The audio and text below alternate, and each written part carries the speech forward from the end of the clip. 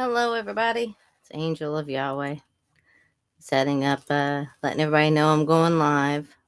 Copying the YouTube link. Give me 1 second. Then I'm going to read out the Patriotic Almanac for today. How do the Navy ships get their name? Let me go here. My channel, my video. Name is the... Okay, but turn that one off. I don't want to hear my own voice.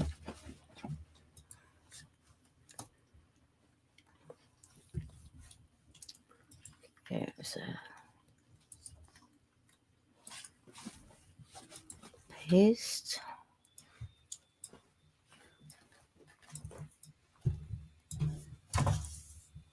Delete. I am going live. Join us. Yeah. So, hey Yvonne, how you doing? Yeah, I'm exhausted. I just literally got home from work. Just got done from work around 8:15. I mean, my hands are covered in paint. Yeah. So you can see that. It's all covered in paint. So today is November 18th. How the ships of the Navy are named. On November 18th, 1889, the Navy launched the battleship USS Maine at the Brooklyn Navy Yard. But the ship's beginning would turn out not to be nearly as famous as its ending. An explosion that sent it to the bottom of Havana's harbor in 1898, triggering the Spanish-American War, and giving rise to the slogan, "Remember the Maine." The Maine was one of the several battleships named after states. This time, the Navy has developed a system sometimes ignored for naming vessels. Aircraft carriers are often named for great Americans such as Abraham Lincoln and Ronald Reagan. Amphibious assault ships are named for the famous Navy ships such as Wasp and Essex. The guided missile cruisers are usually named for famous battles such as Ticonderoga and the Gettysburg. Destroyers are named for naval leaders and heroes such as the Farragut and the John Paul Jones. Frigates are named for heroes and distinguished members of the U.S. Navy, Marine Corps, and Coast Guard such as Robert G. Bradley and John L. Hall. Ballistic missile submarines are named for states such as the Ohio and Alabama. Attack submarines are named for cities such as Los Angeles and Norfolk, or states such as the Virginia and Texas. Other traditions include mine countermeasure ships are given the names representing strength and defense. Avenger and Guardian. Dry cargo ships are named for famous explorers and pioneers. Lewis and Clark, Sacagawea, and coastal patrol boats are often given storm-related names such as Typhoon and Thunderbolt. Hospital ships are given the names including Care, Comfort, and Mercy. American History Parade today, 1820, Captain Nathaniel Palmer becomes the first American to sight Antarctica. In 1872, Susan B. Anthony is arrested in Rochester, New York for trying to vote in a presidential election earlier in the month. 1883, the urging of the railroads of the United States is divided into time zones. 1889, the battleship Maine is launched at the Brooklyn Naval Yard. And 1828, Steamboat Willie, the first Mickey Mouse cartoon with sound premieres. So...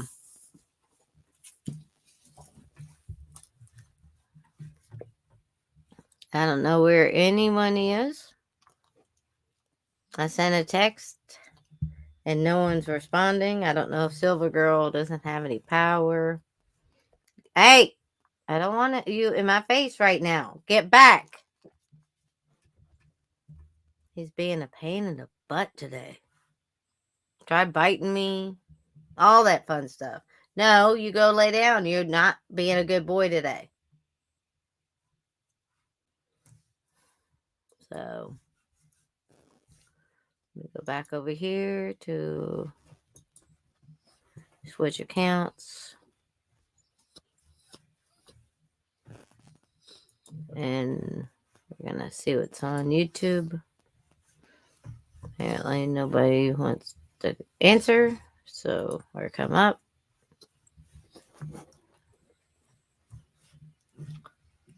Yeah. Amanda Grace. There's Amanda Grace tonight. There she is. Hello. Hello. I didn't hear my phone. You're wearing your lip gloss again. Oh yeah, I had it on. It No, looks good. I like it. I'm carrying it now that I'm trying to walk it every day in case I don't make it. So Ah, I can't hear it when it's in there. Appa- ah. Apparently. Speaking of Hey, your full moon thing, yeah. I just picked this up out of chat. Prepping 101. I think it's important. Hang on. Right. I know it's a lunar eclipse. It's supposed to be the longest eclipse in This, history. yep. Look at this. See it? Okay. Okay. The beaver moon. I thought it was a good one. It's a good article. Lake Fairy put Yeah. it in. She did one of those her crazy ones, but I like this better than her crazy video. So Hey, back. Get out of my face. No, you tried biting me. No, you go lay down. No. Gitmo, you don't bite your mama. No, no. Upcoming beaver moon eclipse, longest of its kind since 1440. The sun, the earth, and the moon will align almost perfectly to create an impressive particular lunar eclipse over North America on Thursday night and early Friday morning by Brian Latta, the meteorologist and staff writer. Says early risers in the morning of November 19th will be greeted by a particular lunar partial lunar eclipse. Making sure you set your alarm clocks early for this celestial event. Allow an alarm clock and a strong cup of coffee may be needed to enjoy one of 2021's final astronomy events as the moon passes through Earth's shadow to create a lunar eclipse. An impressive partial lunar eclipse will plunge 97% of the moon into darkness on the night of Thursday, November 18th, early into the hours of Friday, November 19th, over North America.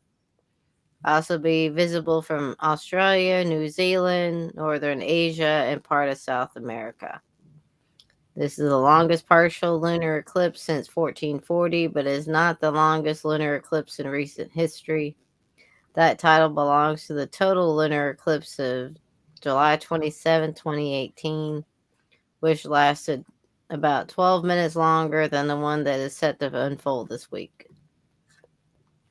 And then there's a solar eclipse also coming up. I wasn't aware they were. I knew there were two eclipses coming, but for some reason it didn't click in my little stupid brain that it was the lunar and the solar both. Nice.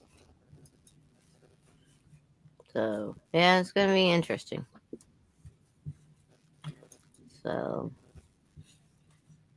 yeah, just expect all the crazies to come out tonight. I met another star seed. Actually, Angel, I just now got your message saying you were going live. It's crazy. Just now. I got all the star seeds. I met another star seed today. Oh, you did. A Well, actually, I've known him for a long time. I just didn't realize it was him. Remember, I told you how the first time I shaved my head, I went to a bar and a guy kept trying to buy me a drink. Oh, it was And him. No, wasn't the guy that trying to buy me a drink. Um, and I kept telling the guy, "No, I don't drink. I work here, so don't worry about it." He kept on and on and on and on. So I was wearing a wig. Went to the bathroom, took the wig off, came out. Because I was bald. He didn't. He acted like he didn't know me. I said, "Well, if you like the hair so much, you fucking keep it." And I'll launch it at him. Well, there was a guy along with a couple, a group of guys across the bar that were just, they almost fell out of their seats laughing. And they called me over and I walked over and it was a guy from Louisville and a band called Typo Negative, which was a huge band back then. It was when they first started. And they were like, "Oh my God, that's the funniest shit we've ever seen." Well, he was the star seat of it was the one from Louisville that was with the band.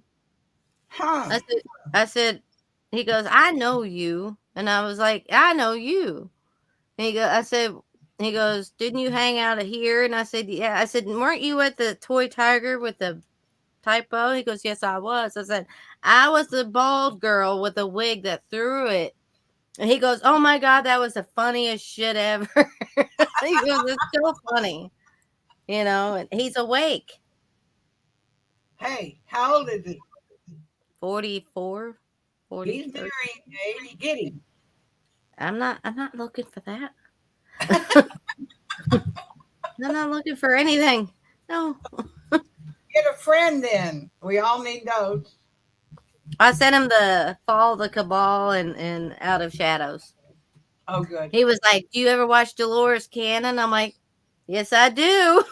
Yes, I do. Said, are you sure you don't want it? Hey, you got talking grounds here. You better take it I'm while not you. looking. I'm not looking. I I'm know, not looking at all.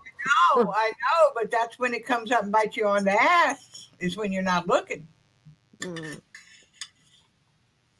I'm not looking. Mm-mm. Are you gonna invite us all to your wedding?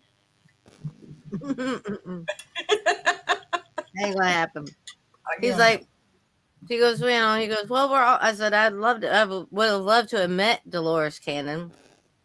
I said, "But, I said, maybe the next lifetime." He goes, "Yeah, when we choose to come back." And I was like, "I don't know if I want to choose to come back. This one was hell." Pure hell.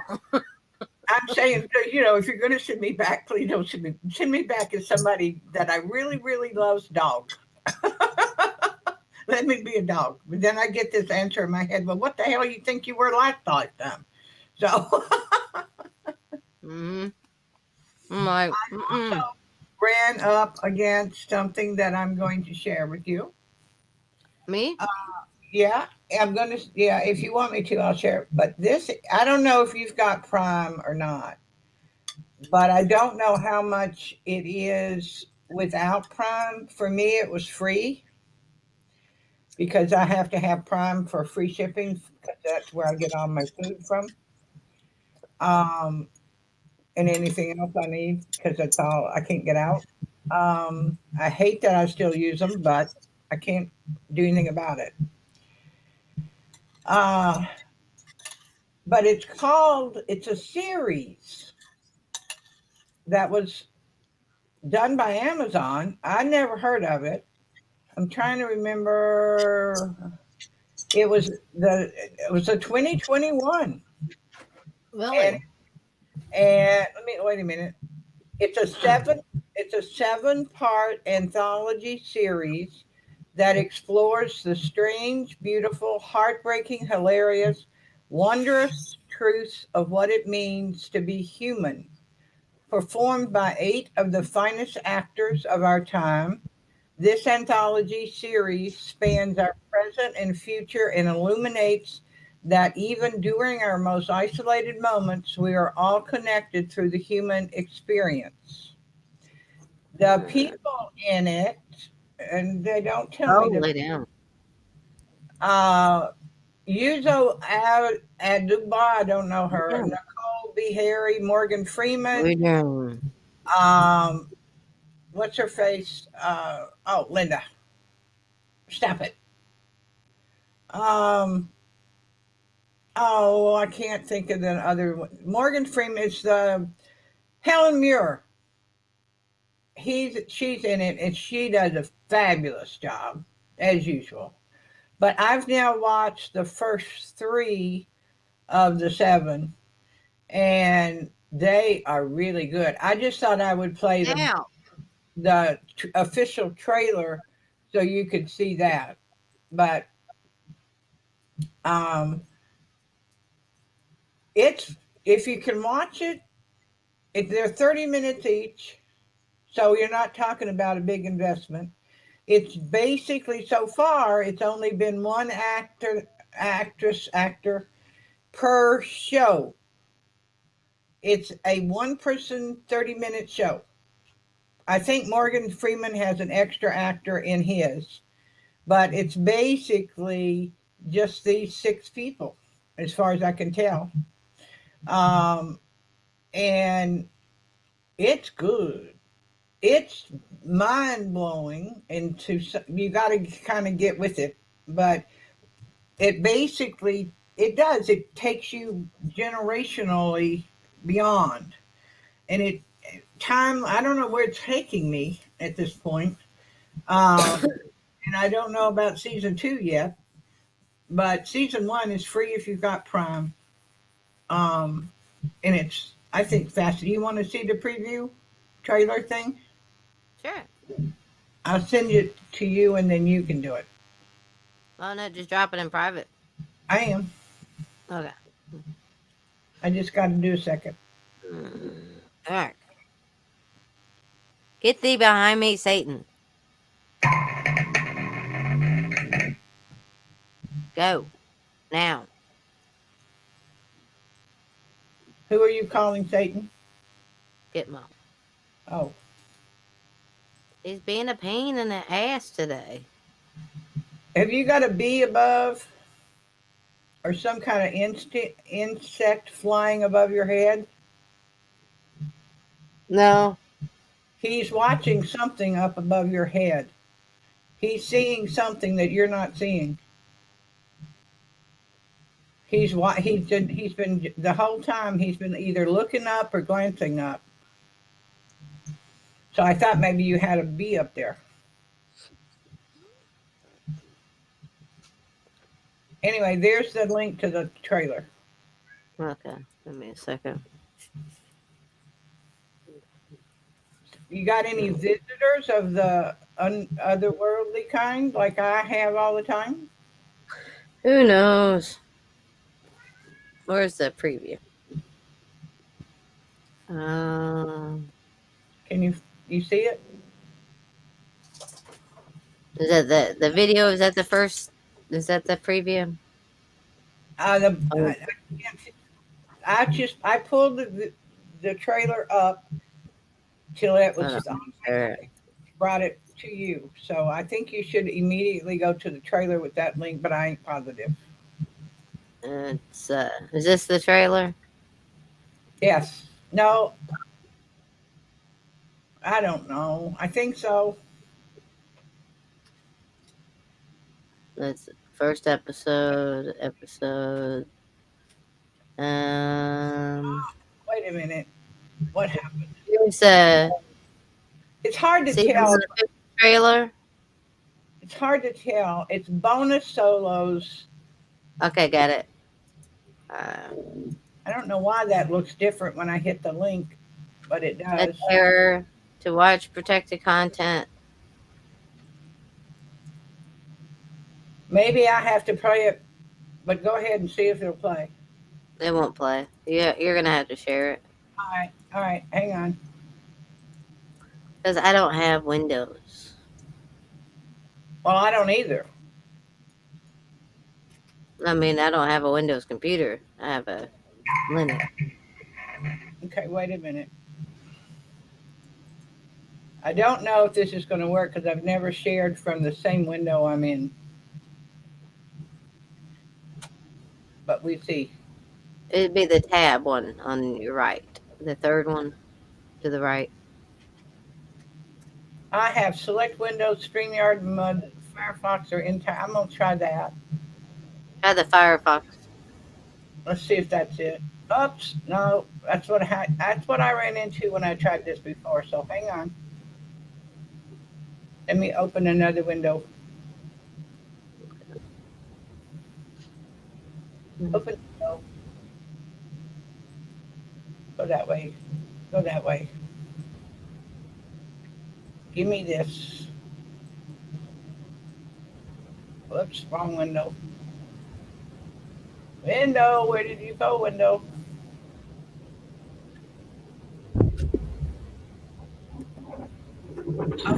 Now let me try this. Whoops. Alt tab.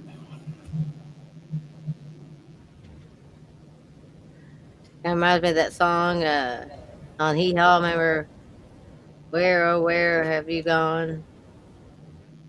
Remember that on Hee Haw? Why did you leave me here all alone? I looked the world over and thought I found true love, and you were, and then you were gone.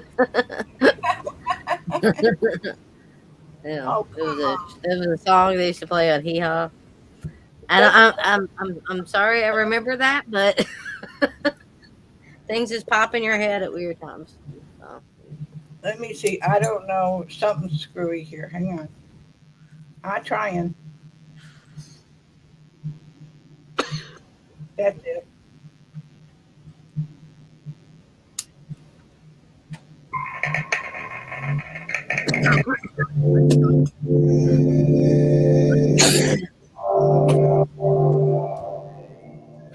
Running, running, running, running.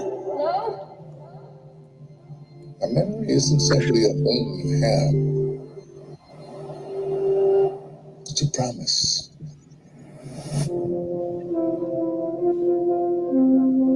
Tell me a story, Mommy. A happy one. Oh, we had this secret handshake. They'll never forget you. How do you know? They'll remember. I am alone. Alone. Alone. Hello? Hello? Hello?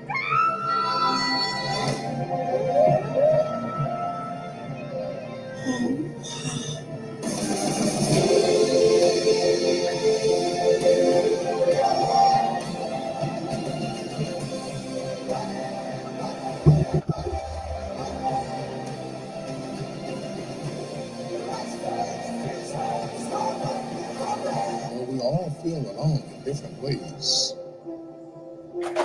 hey, We, we are somehow all together.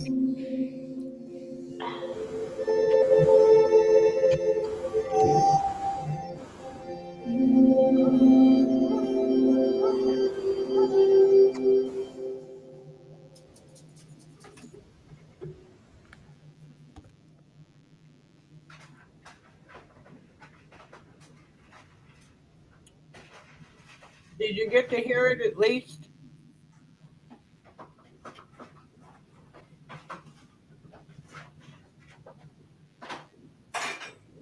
Hey, Mama. I said, did I'm you get? sorry. I had a cat get sick. Oh, did you eat? Animals pick. Did you? Huh? Did you even hear it? Yeah, I heard it. It was really good. It really is good. Um, it, it's really good. Mama Liam's here. Yeah, they've on both, so maybe they'll come up. Mama, come on Yvonne up. says she's listening because she's tired. Yeah. I'm exhausted. Actually, I'm going to play it for 'em later. But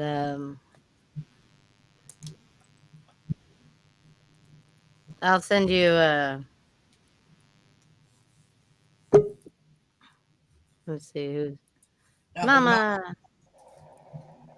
Hi, Mama. Hey Mama, how you doing, darling? Hey y'all, I'm hanging in there. Sorry about your. Really?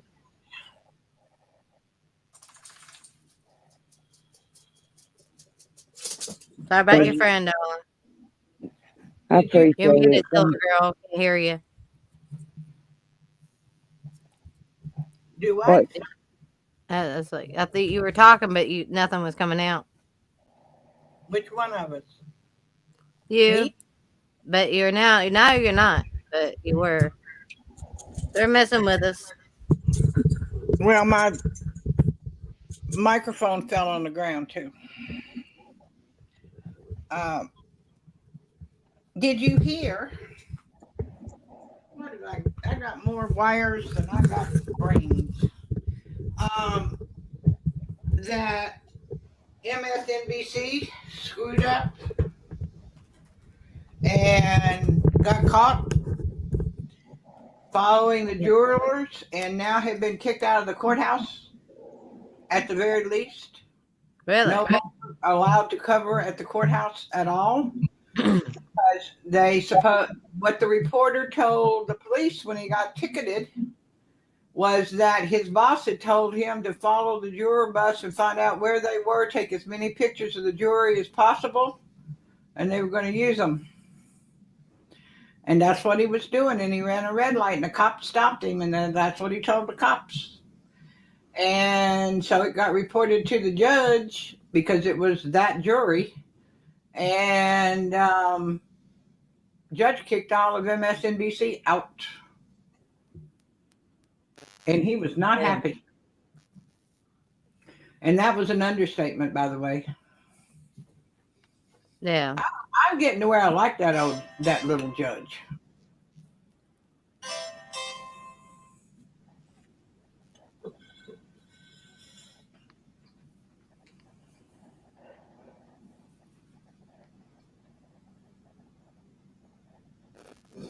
Got it. Oh, like I said. Like I said. Think about it again.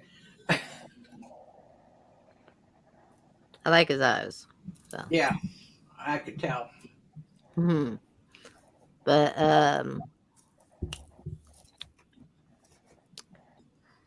who knows? World is a strange place. Yep, it is. Getting weirder every freaking day. Let's see, what else did I have? Oh, you gotta see this. Let me put him in there. Hang on. You gotta see. I kept this from last night.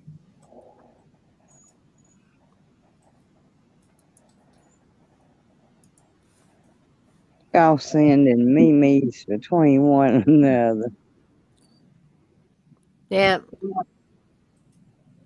Anybody can say that this judge is not biased and is not leaning. Anybody can. Come on. Is that you? That's me. I'm trying to get this link in here and it's not cooperating. Now stop uncooperating. Pause you. You don't really see him. You just need. Wait a minute. Where'd he go? It went bye-bye. Don't go bye-bye. Okay, I'm back here. It is hilarious. Especially when you know who the dude is. Yeah. This is funny. Yeah. Oh, Craig. Many months ago, I performed a song on the Liberty Warrior. So I do it for you again.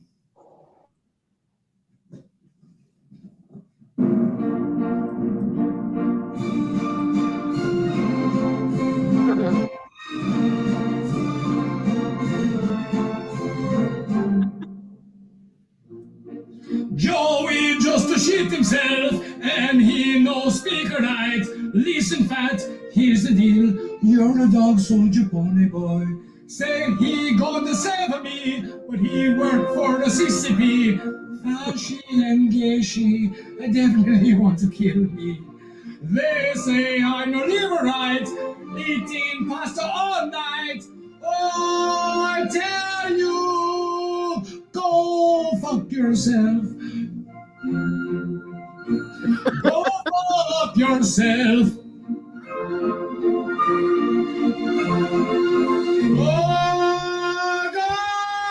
fuck yourself.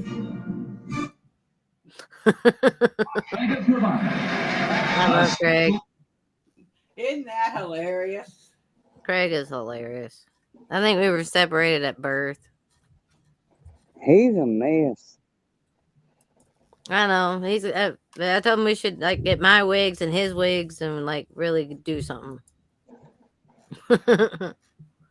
This is Your I have to wig's tell you this. prettier than his. There we go. Here's now that's one ugly sweater. Oh, gross. Talk about winning the ugly sweater contest. Yeah, that's what you won with that. There was another one I had here for you. Hold on. I get no move. I don't know. He knows I'm mad at him and he's got to be right here. Well, the cat throwing up probably didn't help. Oh, this is the, I knew I had another one I wanted. Anybody can say that this judge. Now, except for the fact you got to look asshole. This is the part about the judge doing his thing today. Wait a minute. Why aren't you awake? Judge. Hey, stop.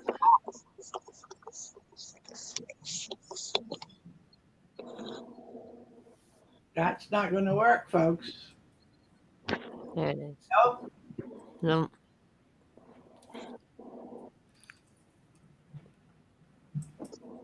Still doesn't want to work. Is not biased. All right, now I've played it. It should be on the thing, and it's not. Nope.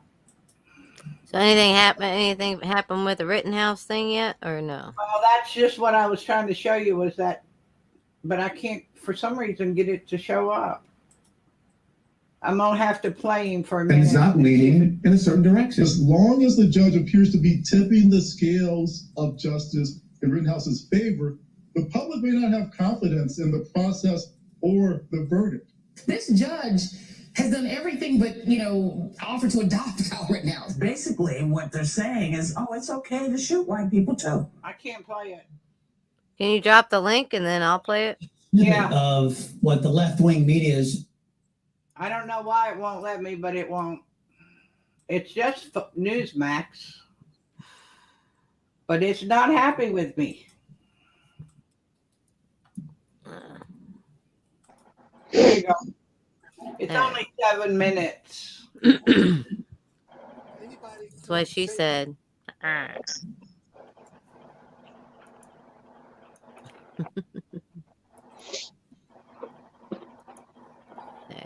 Sheriff David Clark. The judge is not biased and is not leaning in a certain direction. As long as the judge appears to be tipping the scales of justice in Rittenhouse's favor, the public may not have confidence in the process or the verdict. This judge has done everything but, offer to adopt Kyle Rittenhouse. Basically, what they're saying is, oh, it's okay to shoot white people too. Welcome back. That's just a snippet of what the left-wing media is doing, their biased coverage during the Kyle Rittenhouse trial. This follows the judge banning MSNBC from the courtroom for an alleged attempt to photograph the jurors. Joining me now is former Milwaukee County Sheriff David Clark, along with Arizona Pinal County Sheriff Mark Lamb. Gentlemen, welcome. Sheriff Clark, we begin with you. NBC responding to the reports denying any wrongdoing, of course. In a statement, they say our freelancer received a traffic citation. They never attempted to contact or photograph the jurors. This contradicts the police statement alleging that the freelancer was told by MSNBC to follow the bus. Sheriff, if it's proven, Mr. Clark, that MSNBC tried to out these jurors, that's pretty low, even for them. Yeah, well, look, of course, MSNBC is going to deny it. I mean, they lie, and so that's what they do. But look, due process cannot happen in this type of environment with the tension that's going on right now, the intimidation. It's very hard for justice to operate like that. So I think the judge moved. I've been watching the judge. You know, I have sat at these trials, a lot of them assisting the prosecutor in the prosecution of murder cases. I know what it takes to get a successful conviction. That has not happened from the state standpoint anyway. And I've been watching the judge. I think the judge has exercised a lot of patience because he had the grounds, and he still might, he hasn't ruled on it, to declare a mistrial with prejudice, meaning that the state cannot bring this case back again. Well, Sheriff Lamb, let's, you know, if and as Sheriff Clark was just alluding to, it's dangerous out there. If MSNBC was trying to out these jurors, if it's determined that's what they were trying to do, it's incredibly dangerous, not only to those individuals in the jury, but of course, it threatens the entire judicial process, could cost people their lives. Were you shocked by this, or is it just more of the same from a network that has stood in front of burning buildings claiming that it's a peaceful protest? No, I don't think any of us were shocked, Chris. I think that this has become the par for the course for the mainstream media, especially the leftists. They believe that they are held to no standard whatsoever. And the only reason they're crying bias now is because they don't like that this case is not going the way they want it to go. They impugned and they judged Kyle Rittenhouse from the get-go, and now they're being proven wrong in the court of law, and now they want to claim bias. But these people are the most biased there are out there. And it's not surprising that the media would jump on board and think that they have every right to go find out who these jurors are. And I, like Sheriff Clark, will tell you that these folks are lying. They've become known as liars. Yeah, and of course, we're referring to MSNBS. Sheriff Clark, tensions have continued to escalate in Kenosha all week. National Guard is on standby. Several schools in the area, they've gone to virtual learning, anticipating left-wing unrest. How important is it that America start pushing back on allowing the left-wing mob to hold our communities hostage under the threat of violence if they don't get what they classify as justice? Chris, our system of justice in the United States has been hijacked by these individuals who have weaponized it and are using it to people whose views that they don't support. That's very dangerous because of the awesome authority that we give our Justice Department officials, whether at the state or federal level. I mean, they can ruin you, for heaven's sakes. Just bringing an indictment or a criminal charge, you're going to have to hire a lawyer. The longer this goes on, look, Kyle Rittenhouse, and I've had conversations with him, Kyle Rittenhouse and his mother are going to be financially ruined after this. They already are. Matter of fact, I set up a fund along with the assistance of the family who asked me to do it to try to raise money, so that they can defend themselves. This is going to be far from over because no matter what the jury does, there's going to be an appeal, and the cash register will still, be running. So I want justice to prevail here. You're entitled to due process in the United States. The people who are dead, the two guys, they're entitled, their families are entitled to justice and due process. You are not entitled, however, to a particular outcome. Very, very well said. And God's blessings to you for putting that fund together, because in my opinion, this case should never have been brought. From the evidence that's been provided and actually confirmed in the trial, for crying out loud, this is a clear-cut case of self-defense. Americans, if they're attacked by left-wingers, should be able to defend themselves. Sheriff Lamb, I want to get to your take on this. Drug use and overdose deaths are hitting record highs in the United States. 100,000 Americans have died of overdoses in the past year, many tied to fentanyl. Analysts credit the China virus pandemic and the abundant supply of this poison that Mr. Biden has allowed to flow into the United States along with his illegal aliens. This is just tragic all around, yes? Oh, absolutely. And you hit it right on the head, Chris. This is the result of Biden's failed border policies. They have allowed these borders to be wide open. The cartel has taken advantage of it. Just in my county in 2018, we had 0 M30 fentanyl pill seizures. In 2019, 700 pills. 2020, we had over 200,000 pills. And as of August of this year, we were at 1.1 million fentanyl pills that we seized. In Arizona, we'll be well over 10 million fentanyl pills that we'll have seized this year. And they are putting fentanyl not only in the fentanyl pills, but they're putting them in methamphetamines, marijuana, heroin, cocaine. Everything has traces of fentanyl. So we can only expect to see these overdoses increase, which is sad because it is hurting American families across this country. And that is the real immorality here, that we are allowing this to happen as Americans with an open border. Another sad consequence of having socialists in charge of this nation. Sheriff Mark Lamb and Sheriff David Clark, appreciate you, gentlemen. You just watched Newsmax TV, America's fastest growing cable news channel now. I put the one, there's Amanda Grace, but the two above it are not 2 minutes total. But hit the top one and then the second one. YouTube Watch 9 SDE is the first one. And the other one is MX. They're Rage doing funnies. They're about a minute each or less.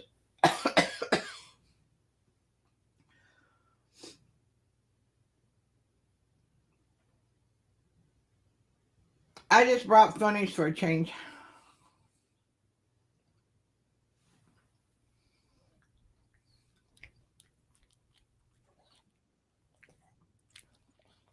Zombie repairman.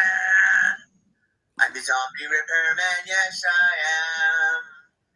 And I'll fix your zombie if I can.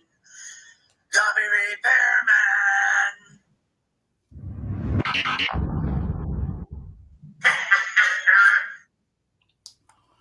That's his commercial. Now go to the next one. That's Cage. Yeah.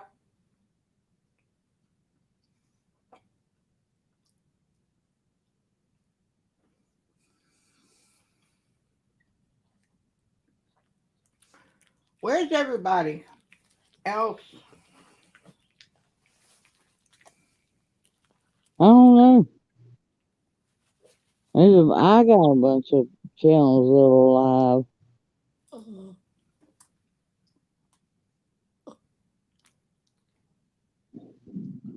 Everybody does everything up until about 12 o'clock, and everybody goes to bed.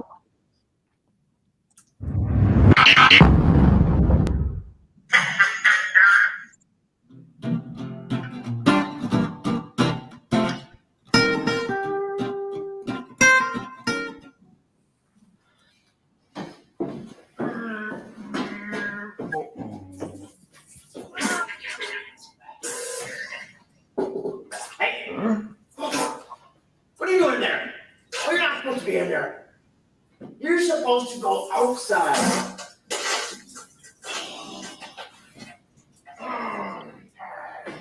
Now I gotta use the outhouse. Well, get out of there and throw the camera. Oh.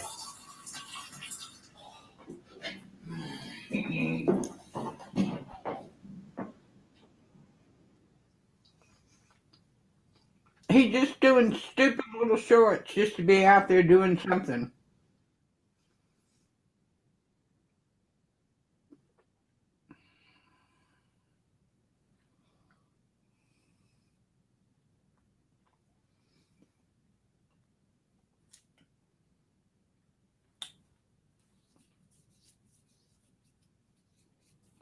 You know you're mute.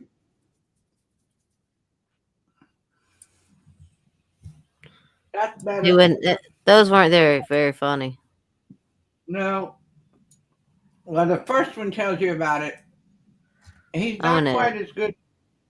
Don't you think you can hide, Ed?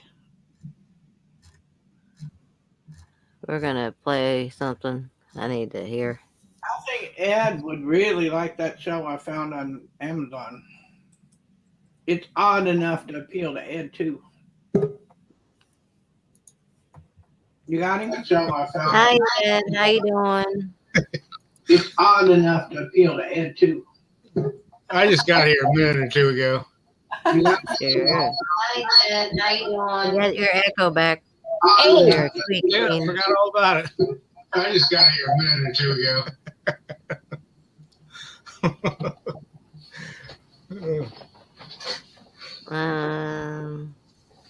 Ed? Yes. Go to Amazon, Search for Amazon movies Solos, Solos. It's a series that Amazon did the past year. There's 7 of them. They're 30 minutes each. Start at the front and keep going.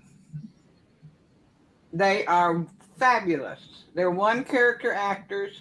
It's about everything that happens and being human through time zones going forward, past where we are now. It's really good and very thought provoking. But I'll check it out. I didn't know Amazon did things like that because this one is almost awake.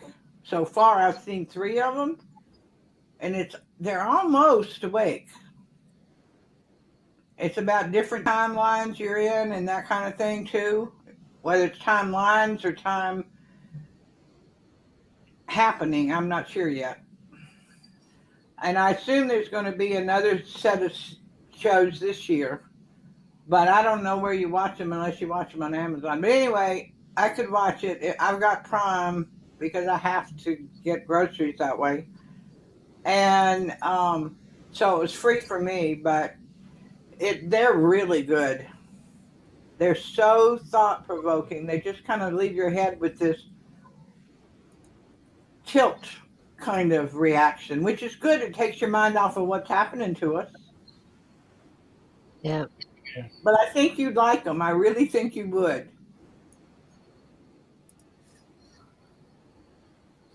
There's check out. I haven't played something. So here we go. Hello again, everybody. This is Dolores Cannon with the Metaphysical Hour. And I don't know if we have an audience out there or not because it is the 4th of July, and I think a lot of people are out either having picnics or getting ready for cookouts, or they're going to be out shooting off the fireworks a little later when it gets dark. So I don't know how many are actually listening, but we'll just hope there are some out there. And I know in the other countries, it's not 4th of July, so it's not a special day, so maybe you're listening in. But we'll just see what happens anyway tonight. But after later on, I'll be going to have a picnic and everything, but I'm going to do it on the air today. I figured if there aren't that many people listening, they always check out the archives and pull the show off of there if they've missed it tonight anyway. Well, I'm not really sure what I'm going to talk about. I'm always thinking about it ahead of time, and it always all falls together. I just never know what I'm going to talk about when I start unless I have a guest. Let me go ahead and give out the toll-free number in case anyone wants to call in tonight. The toll-free number in the States here is 877-876-5227. 877-876-5227. Know that somebody really is listening it, reading it, and not just passing it over and sending a region. And now that there aren't too many about that anymore, then we would get a whole lot about UFOs, manuscripts on the same kind of a topic. And it used to be, it would go in phases like that. There was one time we were getting all these manuscripts dealing with angels. And now that there aren't too many about that anymore, then we would get a whole lot about UFOs. And then we were getting, we always get a lot of biographies, autobiographies, where people want to tell their story. And, to them and their family, the story is valuable. Maybe they're healers or they have done channeling. And to them, it is very important. But I have to look at it from the viewpoint of, is it useful to the world and to the people out there at large? What are they going to think when they read the manuscript, read the book? It has to appeal to a lot more people. So that's why I have to be a little more deductive, I guess you would say, as I go through them. Because I'm very well aware that every manuscript I hold in my hands is somebody's dream. someone really wants their work out there. But a lot of it isn't any good, or they know how to write, but they don't have a story, or they have a story and don't know how to tell it. So there's all kinds of writers and wannabe writers. But I'm well aware that this is somebody's dream and they do want to get the book published. So I've been reading all of this. Oh, for a while, a couple of years ago, everything I got was being information coming from different sources. One time, one manuscript would be like the Mother Earth was talking to someone, and they were getting messages from guides and guardian angels. And that same time, we were even getting information coming from horses. They said the horses were telling them metaphysical information. So it's all kinds of strange things like that, and we go in phases. And right now, the amazing thing is I'm getting one after the other of information that's coming out very similar to the books that I've written about the convoluted universe. The material about God, about the new earth, and the reincarnation, and all these things that's coming through. And the people that send the manuscripts say, they, you know who I mean by they, are the ones that I work with too, that they say this information is so important it must be published right away. And of course, they don't realize the amount of material that a publisher gets, and you can't do anything right away. I tell people it can take as long as 6 months before it even gets looked at. But in the manuscripts they submit, they say it must come out immediately because the information is so important.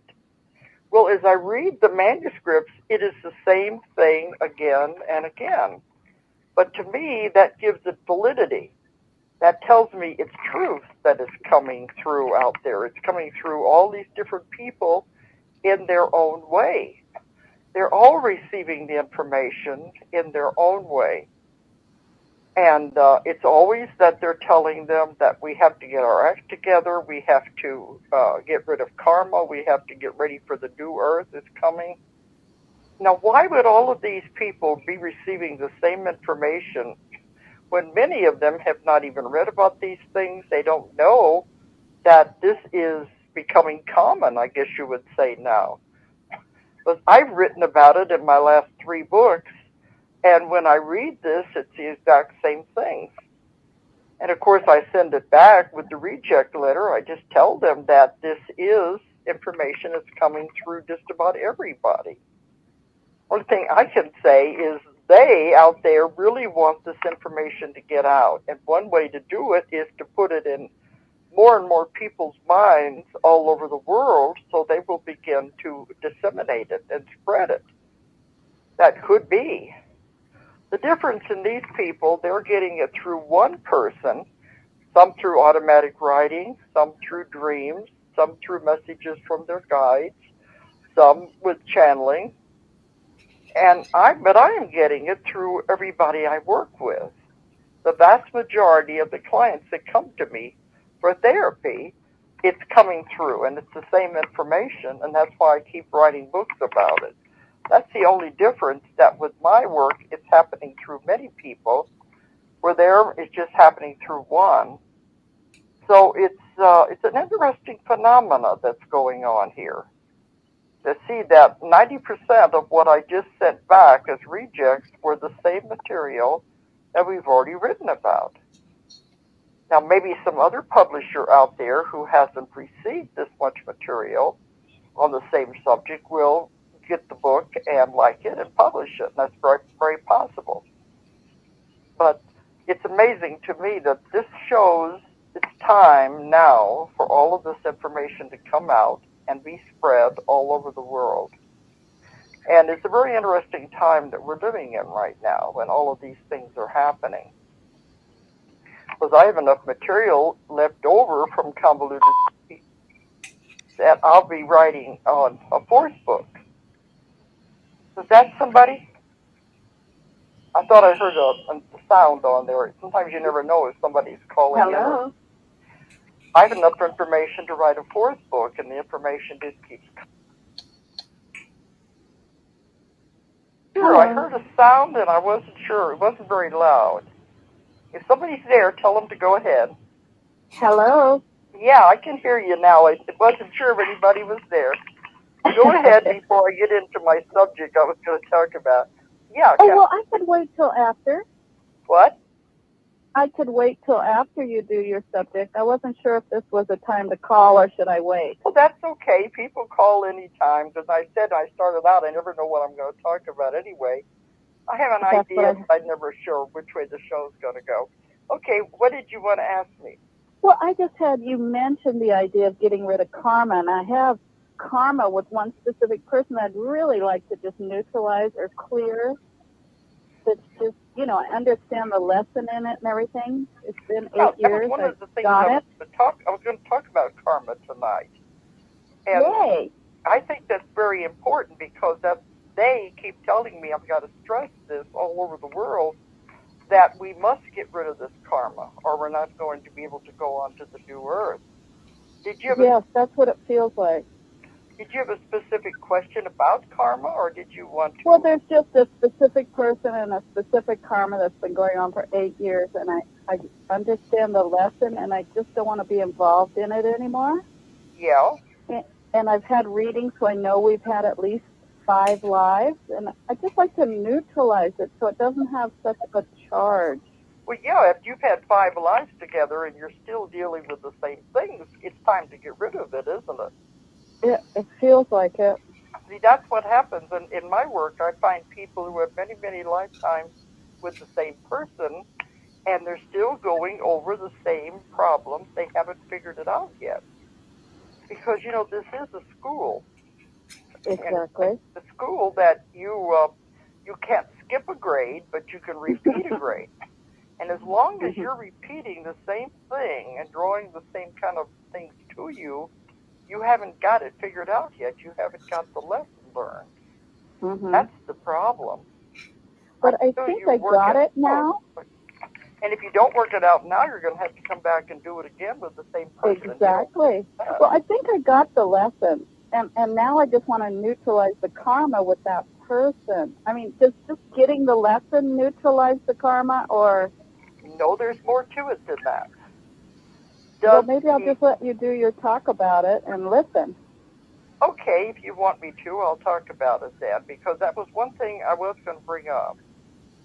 Well, wonderful, because that's really, it just feels like a loop, and I want to get off that merry-go-round a lot. That's what we call the wheel of karma, and you want to get off of it, and you can progress. You can't as long as you're going around in circles on the same wheel. Exactly. Yeah. So, I'll go ahead and talk about it then. And I do feel like the lesson for me with this specific person was just I need to love myself more. And so, okay, got it. Now go away. You know what I'm saying? Yeah, but there's more to it than that. Okay, I'm going to listen. You've got the first part, because a lot of people don't even recognize that part. But there's more to it. And once you do that part, then you're free. And has the other person, have they realized there's a problem? No, they haven't. They probably won't realize. See, then it becomes their karma. Their problem that they have to deal with. If you get it, then you're on the right track. But sometimes the other person hasn't got a clue. Yeah. And they're still No, they don't have a clue. Yeah, they're pushing all the buttons that keep getting you upset because it's a game. Exactly. It's just a game they like to play. Yeah. And but I don't want to play anymore, and I don't even want to be triggered by it. You know what I mean? Yeah. But that's what everybody every time I do a lecture now, they'll say, well, how do you get rid of karma? Okay, good. I can't wait to hear it. All right, because that's the main thing we have to I call it the baggage and the garbage we carry around with us. Yeah. And carried around from lifetime to lifetime. And you have to get rid of it because the karma, the baggage and the garbage is what makes you sick. And it just keeps going round and around. You're not learning anything from it. Well, let me ask you what I always ask the audience. I usually say, what is the quickest but not the easiest way to get rid of karma. What do you think? Quickest but not easiest. Yeah. I don't know. Okay, that's the next step. See, a lot of people in the audience will say, oh, do it back to them. But no, that just keeps the karma going, keeps the wheel going. Yeah. If you keep doing it right back to them again, that's not the way to get out of it. Okay, let me tell you how you do it. Okay. It doesn't even matter what this person has done to you. If you have been with him, how long have you been with him in this life? Going on 10 years. Uh-huh. You haven't got it yet. But I left last year. Some people will get rid of one relationship and jump right into a similar relationship. I realize that, yeah. Because they still haven't got the lesson. They haven't figured it out. And they're going to keep drawing the same situation to them again and again until they finally say, that's what I'm supposed to learn here. Mm-hmm. But you said you figured out the lesson? I think so. Oh, well, you're anonymous. Do you want to tell me about it? Well, I think I'm supposed to learn to love myself more than I love anybody else and to respect myself. Yeah, that's and very not important. let somebody treat me with so much disrespect. That's very important to love yourself. Because at the end of the day, you're all you have. Yes. Whenever you finally come to the end, a lot of people, they jump on one bad relationship to another because they cannot be alone. They have to have a man in their life, and they just go from the same situation again and again. Because I might wait 5 or 6 years, but then it'll be the same kind of relationship. It's just not being nurturing and loving and respectful. Yeah, but like you said, you found out you've had other lives with him. Yes. Was the other lives the same kind of circumstance? Yes. See, that's when I call you build up a pattern and you get in a rut. Because, between lives, you go over your life and you'll say, okay, let's go back and do it again. Maybe this time we'll get it right. We didn't do a very good job. And you make a contract and you say, this is what we're going to do. Because you don't get out of karma. You have to repay it. If you don't repay it in the next life, you repay it, try to do it in this life. That's why we're getting more now to where we're understanding this, becoming more aware of it, that we can know what's going on. In the other lives, we didn't. Yeah. Okay. But, all right. Well, let me tell you how it's done then. And this is not easy. As I said, it's the quickest way, but it's not the easiest way. All right. The first thing you have to do is forgive the person. Yes. And that's very difficult. Mm-hmm. I've had clients, they'll tell me, I can't forgive them. You don't know what they did to me. Mm-hmm. Yeah, but who is it hurting? It ends up hurting you more than it hurts them. Now, the thing to forgive them doesn't mean you have to do it face to face, because that's very difficult.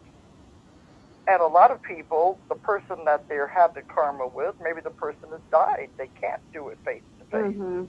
But they're still carrying all this garbage around with them and not releasing it. So what I tell people to do is, once you realize you've made a contract with this person, that you were going to come back in this life and you were going to try to work something out. The problem we come in, we forget all of this, we don't know what it was. But it's something that you keep coming to face again and again now, that there's something there that you were supposed to work out. Maybe you're aware of what it is by now. I don't know. I think that's it, just to love myself and respect myself. So what is and to it realize with I'm him? a sacred person. What is it with him that you are supposed That's it. That's the lesson, is that I'm a sacred being and I deserve respect. Yeah, that's very good. Okay. But the first thing you have to realize is that you did sign a contract Well, Right. if you've gone through many, many lives with the same person, it's not working. It's not worth it. Because for some reason, he's not getting it, you're not getting it, and it's just going round and around in the wheel. Exactly. So that's what I always tell people. You can do this mentally. You don't have to do it face to face with the person. Oh, yeah. You can do it mentally. Think at them. Do it in a quiet place and think at them. And believe me, you will reach them. And you say, absolutely. Like I said, even if the person has died, you can still do this. Sure. What you usually tell them is, all right, it's not working. We tried. We really tried. If you've tried for many lifetimes, you've really been trying. Other planets even. We tried. Okay. It's not working. Let's tear up the contract and I release you. I forgive you, which you don't even know for sure what it is, but forgive them anyway. Yes. And really mean it. You say, let's tear up the contract. I forgive you and I release you. You go your way with love and I'll go my way. We don't need to be involved anymore. And you say this and you really mean it.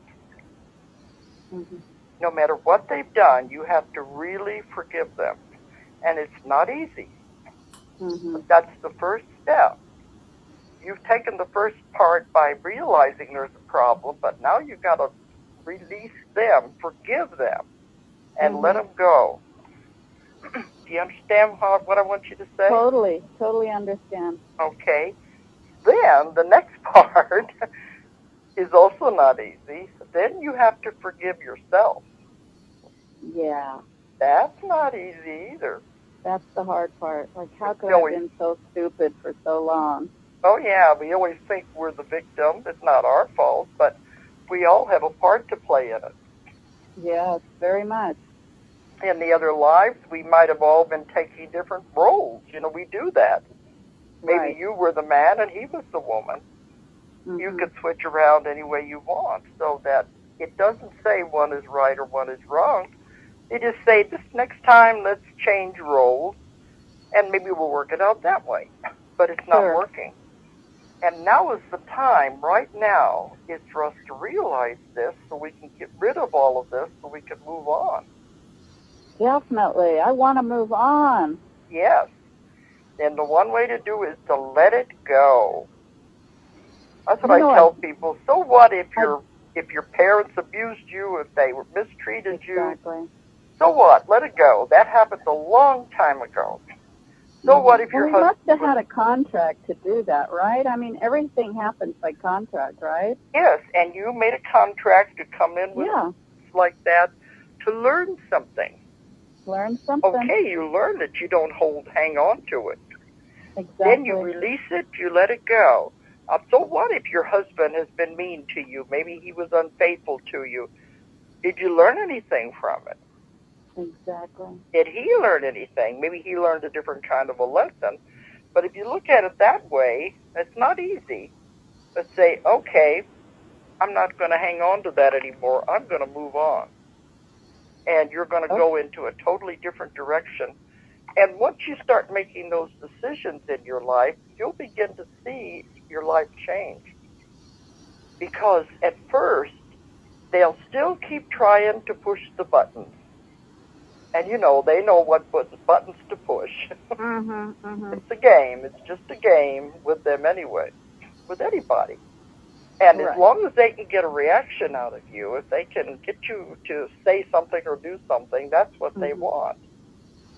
Yeah, we don't have any contact anymore, so that's good. It's just an emotional you just say, I forgive you, I release you, I'm tearing up the contract, and see yourself tearing it up. Okay. And then you say, you go your way with love, because they have another path to go.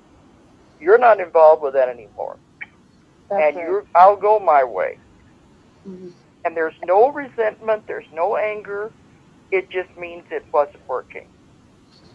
so they can go on and live their life another path. Maybe they'll go with somebody else that will teach them a different lesson. Yeah. But you have realized it now, and now it's time for you to go in your own direction. But after a while, they can't push the buttons anymore. It's no fun. And then they stop. So there may be that he will get out of your life once he realizes it's not going anywhere anymore. See what I mean? Yeah. Even if it's been lifetime after lifetime, it's just a matter of, on a soul level, tearing up this contract, huh? Yeah, because you said we tried. We really did. But it's I not even working. said that in person. Yeah, I said that in person, actually. Not We working. tried and tried. We made the agreement. We're going to try again, but it's not working. So why keep going around and around? Just release it, and I'm going to do something different now. Okay, I'm going to give it a try. The main thing with karma is what you send out. This means actions, feelings, and also even your thoughts. Yeah, my thoughts and feelings still go there a lot. Yeah, but see, if you send out positive feelings toward people, positive thoughts, those positive things come back to you because it's the way the law works, the law of karma. You'll get positive back in your life. If you send out negativity, negative feelings, negative thoughts toward anybody, you're going to get back the negativity. Yeah, I have to catch myself a lot. Yes, that's the important part right now. About 800 times a day. People have asked me, well, how do I keep from, making any more karma? Because that's also another part of this. We want to get rid of the old karma and move on and try not to make any more. So they said, how do I keep from making any more? Well, I think when you get to this point, you'll be very sensitive of people and their feelings and what's going on, and you will catch yourself. Right. You'll start thinking, oh, wait a minute, if I say that or if I do that, that's not a good thing. And you'll start catching yourself right when it's happening, and you can stop it right then. Okay. And you can negate it and say, turn it around right then. That's where you won't create any more karma. Unless it's good karma, you want that. But I think thank you so much. I think you will see your life changing. I really think you will if you do these things. I'm gonna give it a shot too. Yeah, thank you. And yeah, do try it. Don't keep on that wheel. You want to move. Yeah. I want to have some fun and be happy. I don't want to be all miserable all the time like that. No, that's what it's all about. They keep saying, stop and smell the roses. Bring joy in your life. Exactly. That's what you need. That's exactly it. Yes. Thank you so much for all the validation. If he wants to stay in the negativity, that's his karma, his problem. But yeah. You're going to move on. I am. Thank you. Okay. You have a happy life. I'll keep listening. Okay, I'll bye-bye. keep listening to the show. Thank you. Okay, bye-bye. Yeah, they have a little buzzer or a bell that rings when there's somebody on the line, and I didn't even hear it that time. But one thing, the last week we did this, we had the little gremlins playing with the phone lines. And I think they're under control tonight because he tries to watch it and give us a good line.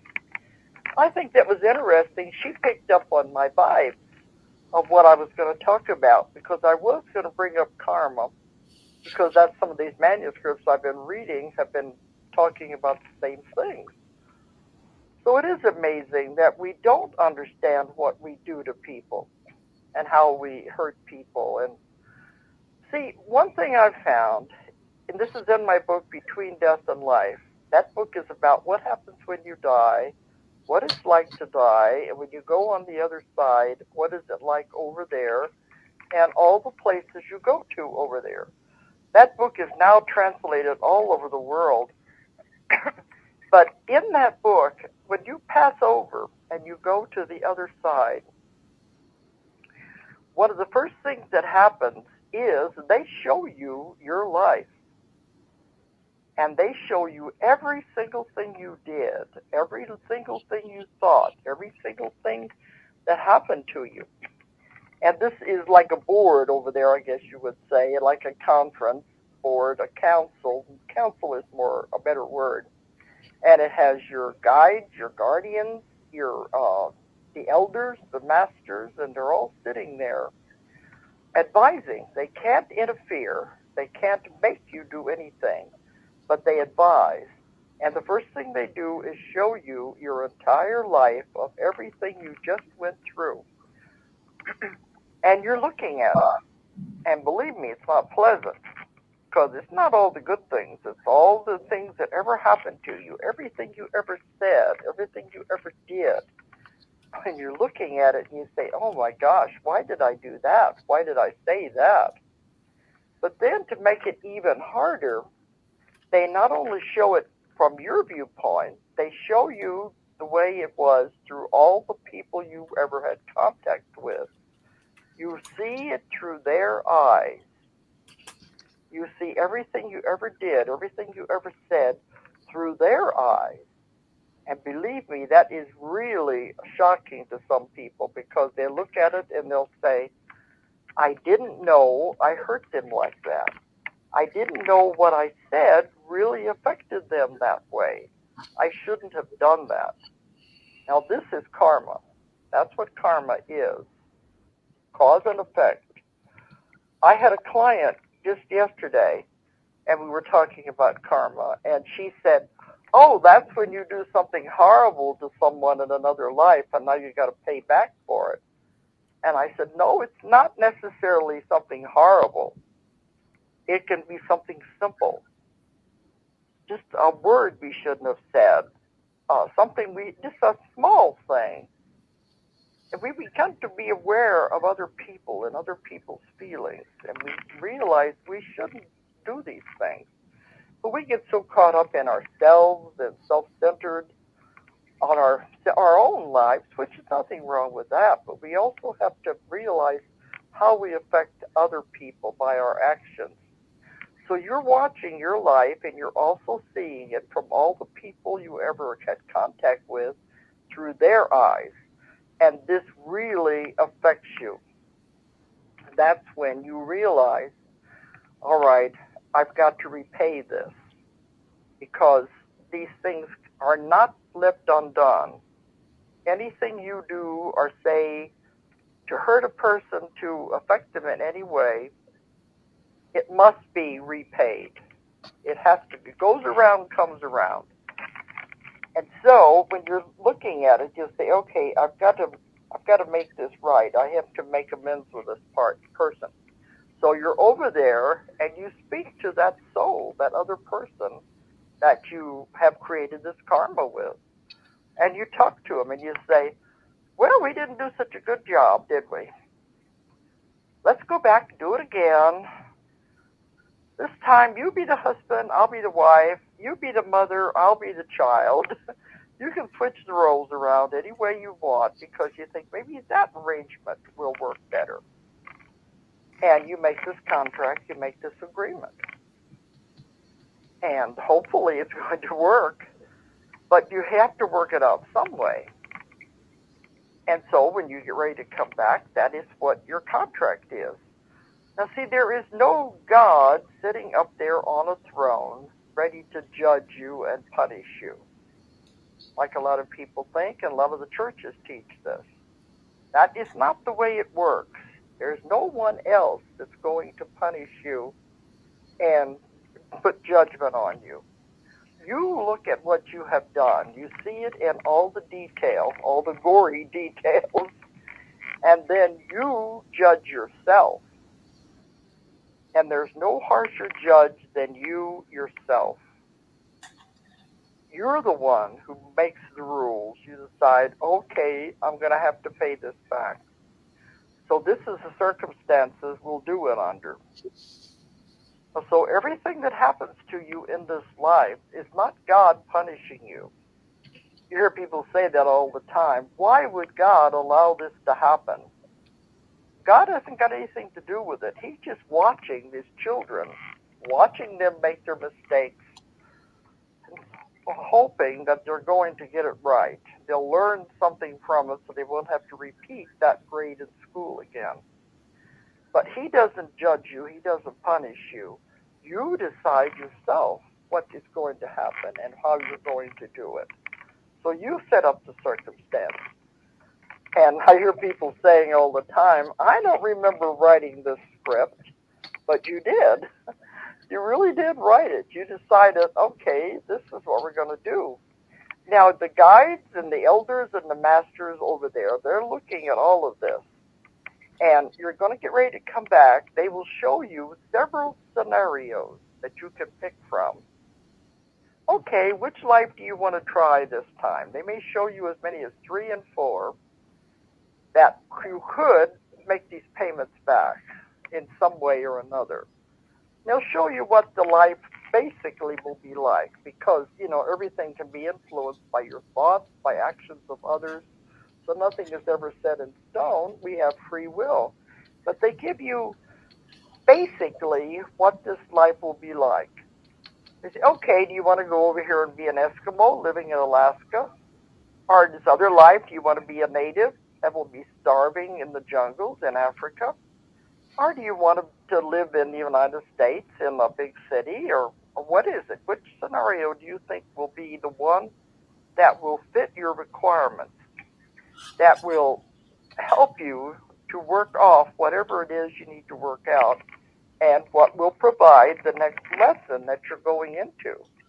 Because you're setting up the next class, the next lesson you're going to go into. And then some people will say, well, I'm going to get rid of all the karma all at once. I don't want to come back again. I want to get over with. I'm tired of this. And so they're going to try to make your life real difficult by piling all this stuff on to get rid of it. Well, the elders and the masters are looking at this and they're saying, that's not a very good idea, you know. By doing that, you're going to make it very difficult for you. But you say, no, I want to get it over with. They say it doesn't matter if you get all of it worked out in one lifetime. That's too difficult. All they expect you to do is try to work on what you can, to try to get what you can worked out. You don't have to do it all. You can always come back again to work out the other parts. You take on too much, then it becomes overwhelming and your life's a big mess. So they try to advise the person and say, you know, this is not a good idea. But if you insist, they'll say, all right, it's not going to be easy, but if you insist on doing it, we'll be there to help you. But it's not going to be easy because they can't make your decisions for Sound you. familiar, Silver Girl? And, you know, some people have terrible lives because they decided, I want to get rid of it, I want to get through with it. You never know what happened in the other lifetimes. You never know what situations they are repaying. You don't know all of those things. Now, if the person takes on too much, then that, of course, can lead to some people committing suicide because they just can't take it anymore. They put too much on their plate. It's like going to college and taking courses continually and not allowing yourself to have any breaks. It becomes too much. It's too hard. So when that happens, sometimes they decide, well, I'm just going to check out. Well, suicide is never the answer because you don't get out of it anyway. Now, suicide, you don't go to purgatory. You don't go to hell. I don't care what the churches tell you. There is no hell. I have not found any in all the work I have done. There is no purgatory. But the reason why suicide is not a good idea is because you have set up contracts with other people. You've made deals with these other people. This is what we want to work out. So if you check out before the time is right, you're upsetting all those other plans. And that's not the way it should be done. You have to stay in here and work it through. Sometimes just waiting one more day makes a huge difference in what's going on in the person's life and the way they're looking at it.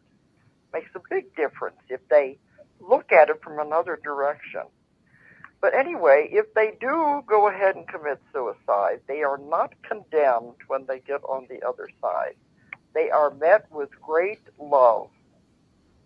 The spirits, the guides, the guardians, the elders, when they meet this soul, they are met with great love because they know you took on too much, you made a mistake, it was not a good idea, but nobody is condemning you, nobody is blaming you. And they're usually sent to what is called the spiritual hospital. In that hospital, they're cared for and worked with so they can see what they did and why they shouldn't have done it. But with the suicide, they don't get out of anything either. It goes along with karma. They must come back and do it again.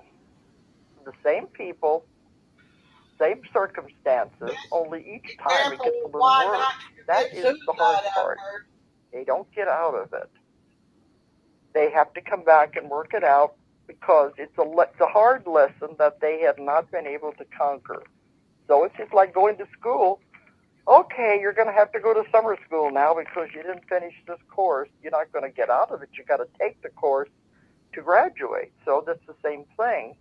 It's better to hang in there and try to work with these things and realize you can work your way out of it. A lot of it is by thinking positive. There will always be a way because you will never be backed into a corner with no way out. There will always be a way out. It may not be what you like or what you want, but there will always be a way. That's always that alternative. But remember, you put yourself into this situation. I've had clients come to me, and they'll walk in and sit down, and they'll say, well, when I leave here, I'm going to commit suicide. You're my last hope. I said, boy, talk about pressure.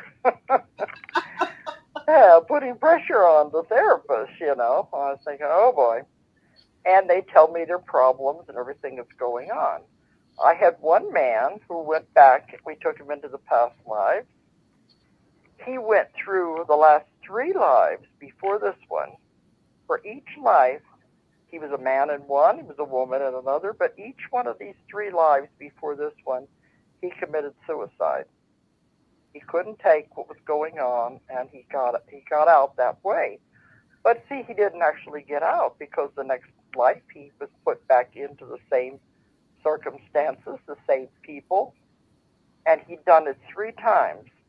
So he was laying there in trance, and he was crying. And he said, I'm doing the same thing all over again. He realized it. That's the first step. He realized if he did it now, it was just a repetition of the same thing all over again. And that's where the therapy comes in, working with the person to have them see this. So when he left, he had really changed his way of thinking. So I've had some of them do this. They think there's no answer. But if they realize what's going to happen, it's better to hang in there and work with it and get it all straightened out instead of just trying to get out what they consider to be the easy way. There's a book we're going to publish. I've just signed a contract with this author, and it's all about suicide. And it's very well done because it's done from the viewpoint of the person after they've crossed over. And one thing they say is, you are always alive. You never die. That means you're alive here or you're alive over there after you die. You don't get out of anything. People think, oh, they commit suicide, it's just all over with. It's just a black curtain coming down, everything is gone, no problems anymore. Nope, doesn't work that way. You're alive here, and when you cross over to the other side, you're still alive.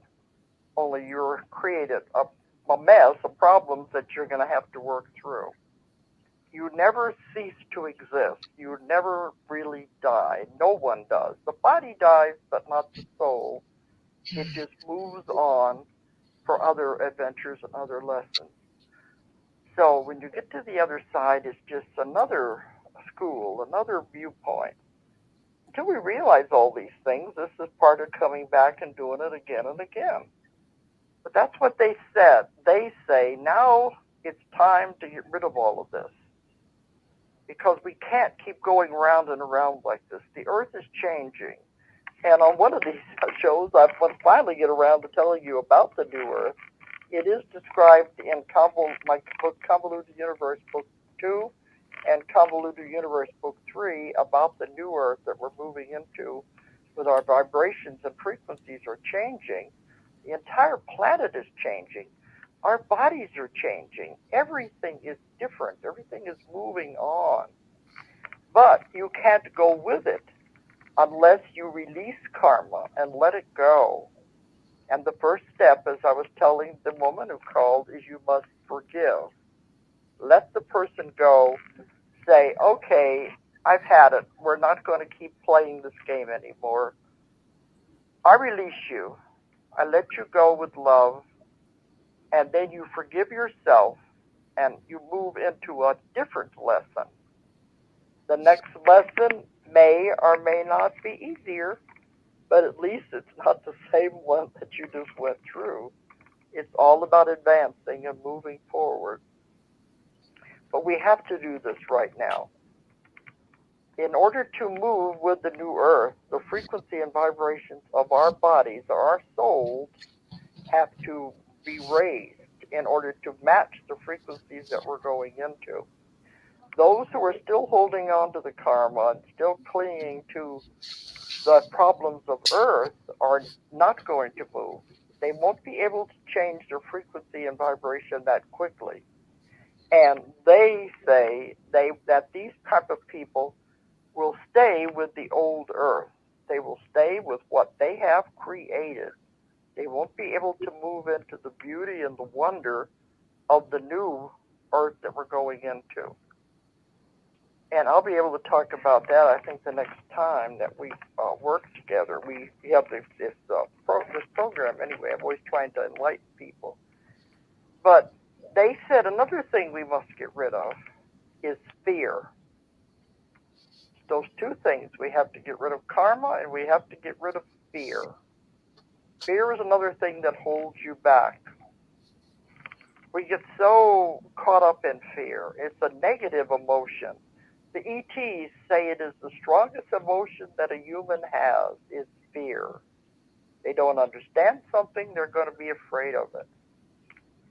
And you know it holds you back. Hello? Hello? Hello. Yeah, I'm almost ready to sign off, but go ahead. Because I've only got about 5 more minutes. Go ahead. I'll call next week. What? What did you say? I'll call back next week. I'll call next week. Thank you. Well, I'm going to be off the air for 3 weeks. Oh, well, okay. Because I'll be traveling. Okay, but I've only got a few minutes before I sign off, and I really don't want to rush you. Is that okay?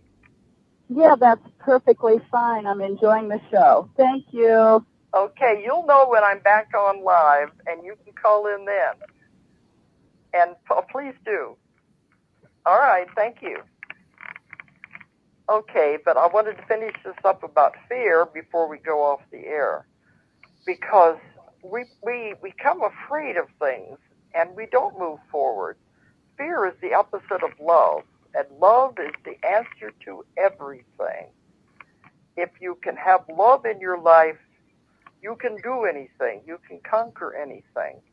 This is what Jesus was trying to tell people, and they didn't understand. He came to earth to get people off of the wheel of karma. They said if he came to save anybody from anything, it was the wheel of karma. He saw them going round and around and not progressing. And he wanted to teach them how they could get off of the wheel of karma and go higher, and to where they could attain perfection and graduate. And the only way to do that is with love. And this may sound corny, but that is the answer to everything. That's all that God is. God is pure love. And we have to understand that. We have to get rid of the fear. We have to get that out of our lives Don't let the TV, the newspapers, the propaganda scare you. Think for yourself. Let go of fear and think for yourself. Then you can move forward. That's what it's all about. I always tell people at my lectures, don't believe everything I say and don't believe everything anybody else says. Think for yourself. Ask lots and lots of questions. Then make up your own mind. You'll find your own truth. Your truth may not be my truth, but it will be yours because it's something you have developed. A few years down the line, you may change your truth, but it doesn't matter. Think for yourself. Don't give your power away to anyone. And that's very, very important. Well, we're coming up to the time to go off the air now. But if anyone wants to contact my office, if you want to find out about my hypnosis classes that I give, you want to find out about my speaking schedule,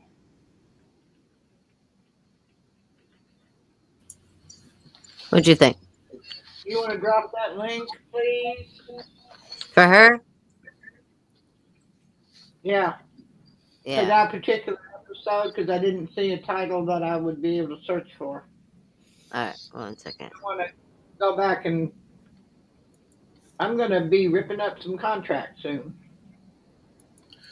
My brother's wife bought 2 of them med beds. Really? Well, she didn't even talk to my brother first before buying them. She just bought them. They're going to deliver them to the house. There you go. Where'd you buy them from? It's a place in Delaware. It's selling them. And I told my brother, I said, I mean, there's a lot of companies that are going to be putting something out, claiming their med beds, just to try and sell you something. So she bought 2 of them for $1,200 a piece, so $2,400. And they do sell the one. It's got everything and it does it all, but it's $24,000 for that one. But she's got 2 of them because they both don't do the same thing, evidently. And my brother was going to send me a link, but I checked my email just a few minutes ago and nothing, not even on the message.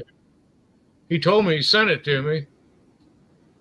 So I think she just wasted $2,400 myself. Well, let's hope she didn't, and you get to use it too. Well, he's in Maryland. I'm in South Carolina.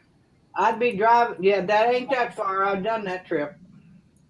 If it was med beds for me, I'd be hiring somebody to take me from Washington to South Carolina. I mean, I'd hire me a taxi. I thought you'd like this one. This is something I found on Facebook. It said, if someone is falling behind in life, you don't have to remind them. Believe me, they already know. If someone is unhealthy, they know. If someone is failing at work, they know. If someone is struggling in their relationships with money, with self-image, they know. It's what consumes their thoughts each day. What you need to do for those who are struggling is not to reprimand, but to encourage. Tell them what is good about their lives. Show them the potential that you see. Love them where they are. When we can't see clearly for ourselves, we need others to speak greatness over us. People don't need you to tell them what's wrong with their lives. They already know. They just need you to reassure them that they can still make it right. Dolores Cannon. Oh, that's hers. Uh-huh.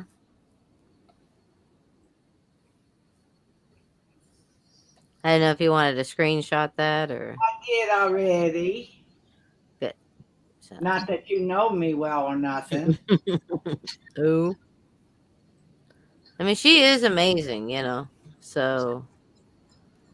Yeah, I have been, that is the best. I used to believe that if you committed suicide, you didn't go to heaven. I never really believed you went to hell, but I don't know where I thought you went. But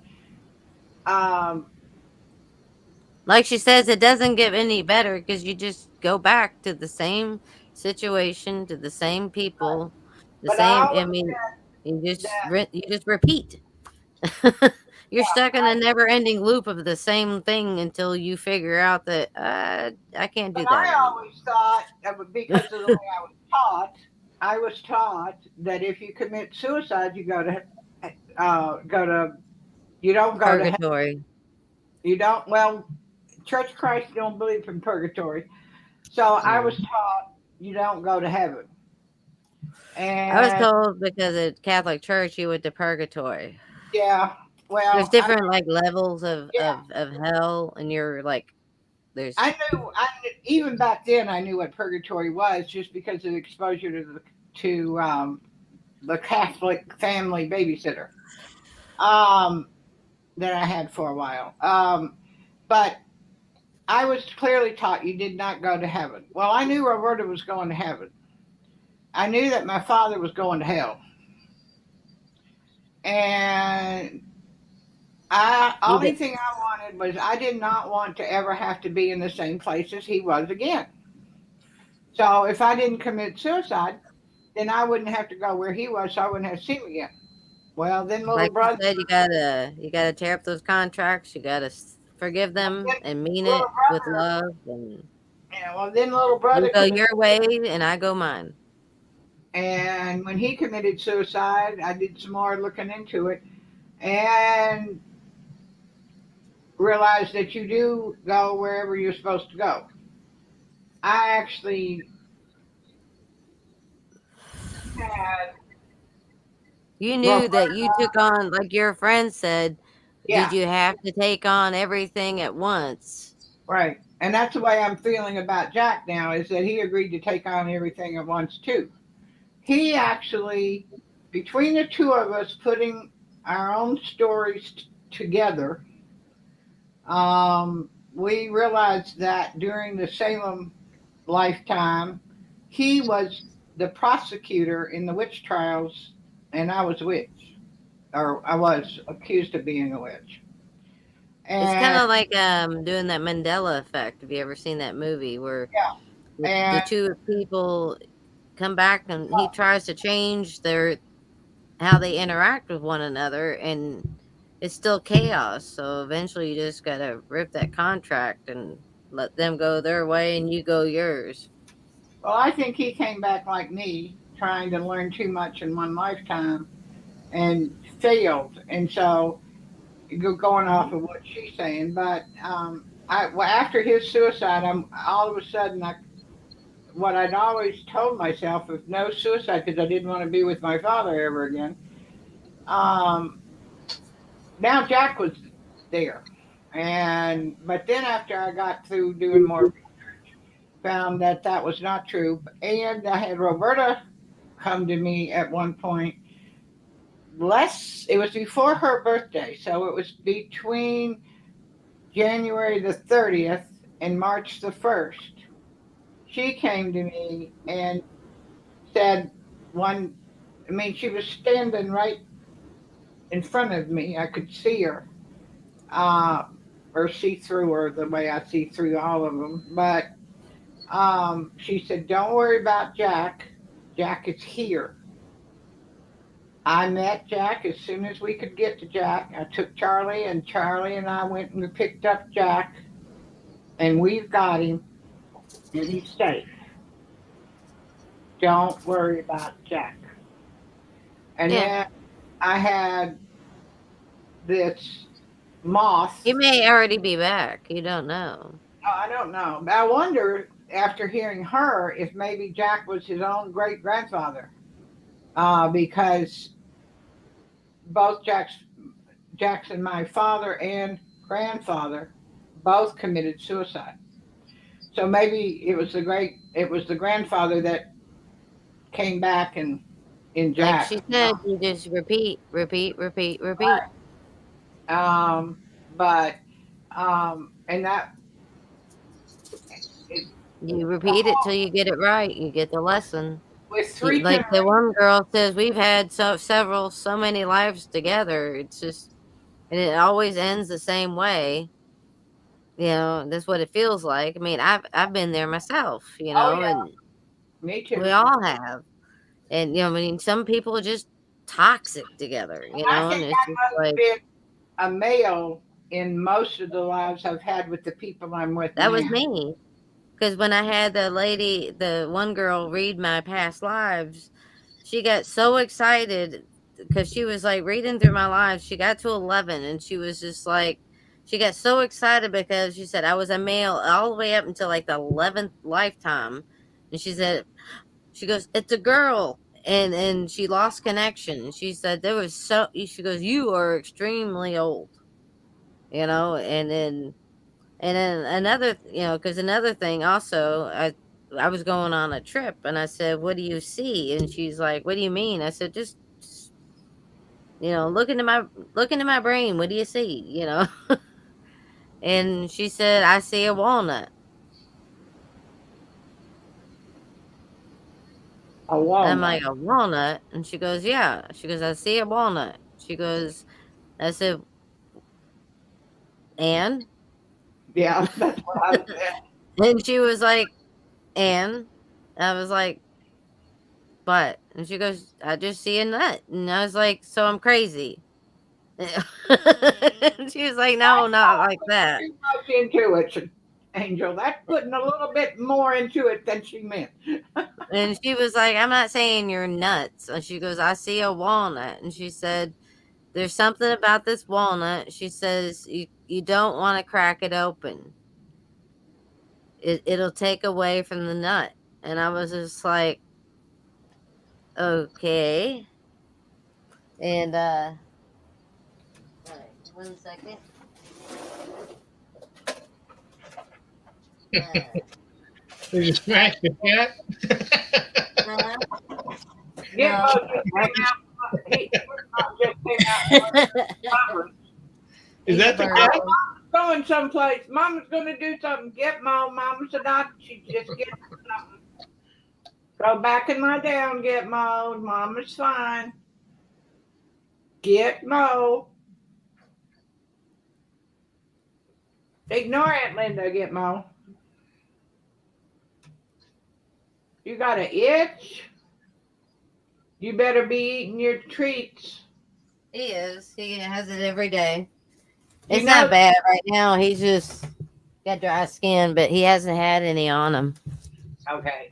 Also, if he doesn't want to eat it, just scramble it up and put it in his food. Ace can't eat his because he doesn't have good enough teeth left, and so he's just gets crumbled up in his food. So we were at Denny's when I told her this. This is years ago, and she said, "I see a nut," and I was like, "Okay." So we go to New Orleans. We're standing there on Bourbon Street. And my ex did hair wraps. He was a hippie. And we're just sitting there, doing hair wraps, and we had gone to the gathering, for a little bit, because just to, see if find out where it was at. And then we went to New Orleans, and then we left there, and then we went into the gathering permanent because we had to get into New Orleans to get everything together. So, anyways, we're sitting there on Bourbon Street, and he comes up and he runs up to me, and he's like, I got you something. And he didn't know anything about the walnut. I He didn't tell him. tell him anything. No. He found an Asian guy on Bourbon Street who hand carved walnuts.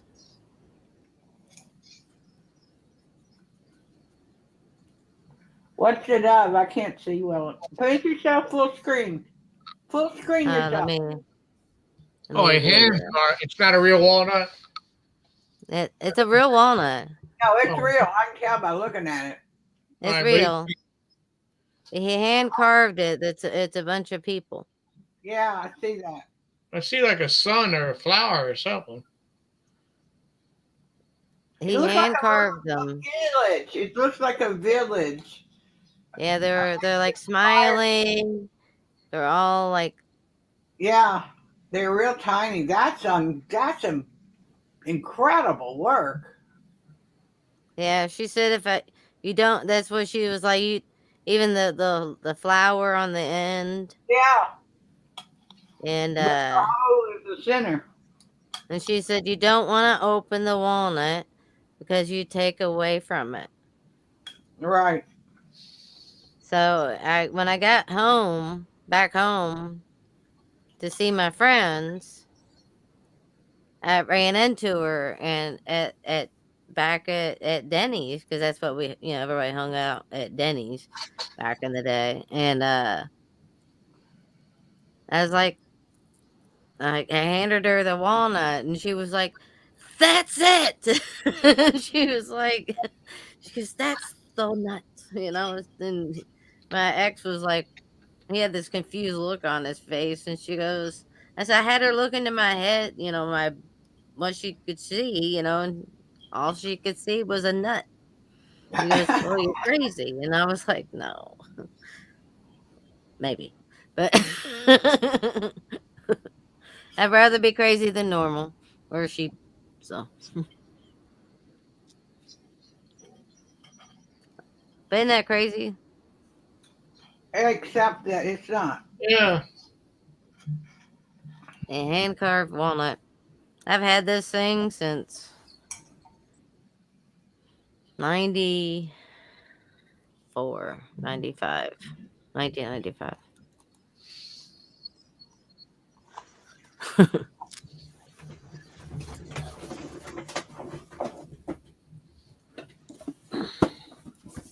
And then got my blue lapis, my egg. Oh, pretty. I Looks don't like think that's for you. Gitmo, I don't think so. that would hurt. That You may would hurt. swallow it, but it's gonna hurt coming out. Like He would having a try to baby for bite it. him. Huh? Yeah, he'd try to bite it and then lose his teeth. Well, no. No. It's not a ball. But he wants you to throw it? Yeah. Yeah. It's not a ball. Gitmo. Gitmo. What? Gitmo. Yeah. All right, Deez, you're having crappy connection.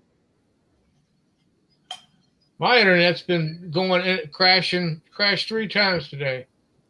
Microsoft and YouTube and Telegram did anyway. You're kidding. I don't ever have any problems here. Well, I did today. So check the outage thing. That's just,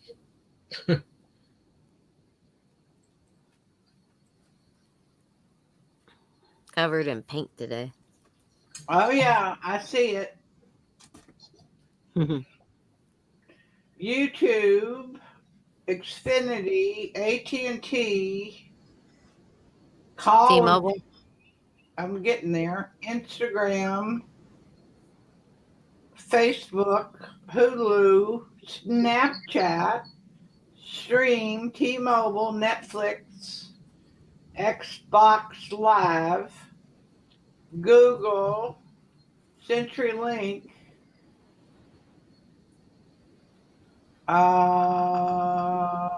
Vanguard. it's all the woke companies. That's what it is.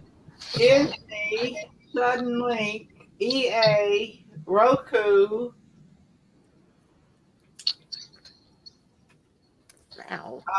Dead by Daylight, whatever that is. Rocket League. Discord. That's what's on DownNet as having had a problem. Internet. Let's see. Wake up, Internet. Holy moly. Yeah. But Oh, mercy. Lots of Shut it. What? Oracle, Instagram, Microsoft Online, Tata Communications, China Telecom, Oracle, all kinds. There's in Seattle, Microsoft primarily. In Oregon, Jenkins, which I don't know what that is.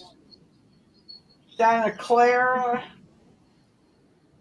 is a bunch of different Instagram and now network outage, but they don't say which network. A lot of them don't say which network. Oracle, Instagram, Chicago has the most.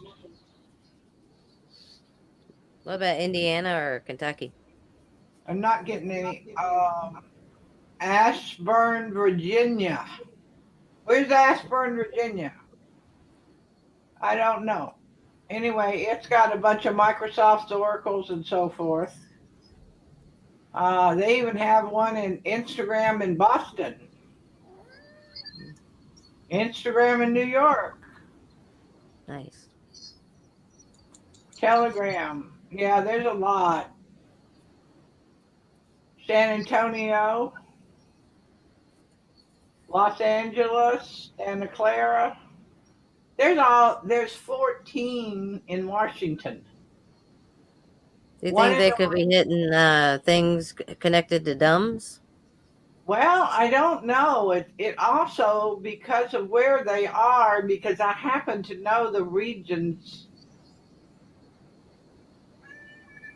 and I think the regions are the same regardless of what they're regions of.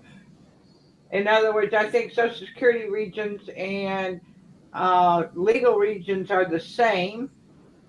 And I think other types of regional setups are based on the same regions being combined with the same city being regional headquarters. I think it's someplace. It looks like most of the outages are in regional cities. Wow. Even Ashburn, Virginia, which I don't know where it is, but I know where it's close to. And Atlanta, oh yeah. San Antonio, oh yeah. Seattle, yeah. Yeah, I think these are weird. What is a network interface? Ed? I don't know. A network interface. So interface would be just like a control panel, basically. That's what I would think. And it's where it's like the connection between two different things. They come together and they connect, is what I would see it as. Well, anyway, there's a lot of those damages. A lot. And then there's application service damages. It could be like cell towers, because some are data and some are for cell service. Right. So let me check power outages. Also check earthquakes. No power outages. No Okay. EBS? No EBS for anybody? Do what? Any EBS for anybody? Anybody get it? Not that I've heard. Not here either. No. I guess we got to arrest them more. Let me see the earthquakes. They blocked it? Oh, Ed. I just clicked on something I don't normally click on because of what you just said, and I'm going to send you put this link in chat. All right. Canada got them. Huh? Canada got them test messages. I can't understand you, Mama. I see. Canada got them text messages. Oh, Canada got them. Yeah. Yes, Yeah, it's Remote said he said something about it, I heard. oh. There's a link to Ed. I just put it in private chat. That is the anti-aging bed. Well, I don't know what she bought 2 of them, and they do something different. She didn't get the one that does it all. She got 2 separate ones. So This one, this is on the internet. I mean, I just clicked, and it's supposed to be anti-aging, and it's got other options and stuff. Ace, what do you want? 'Cause they've got different beds. BioShield, med beds.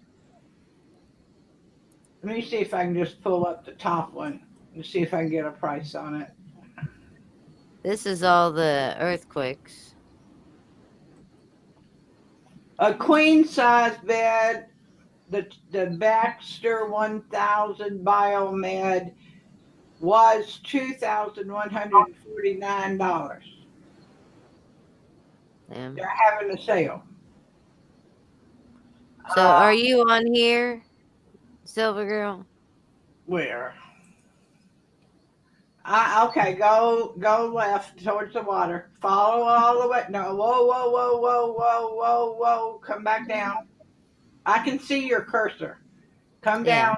Come down. Come down. Come down. Come down. Come down. Whoa. Go back up. Just a bit.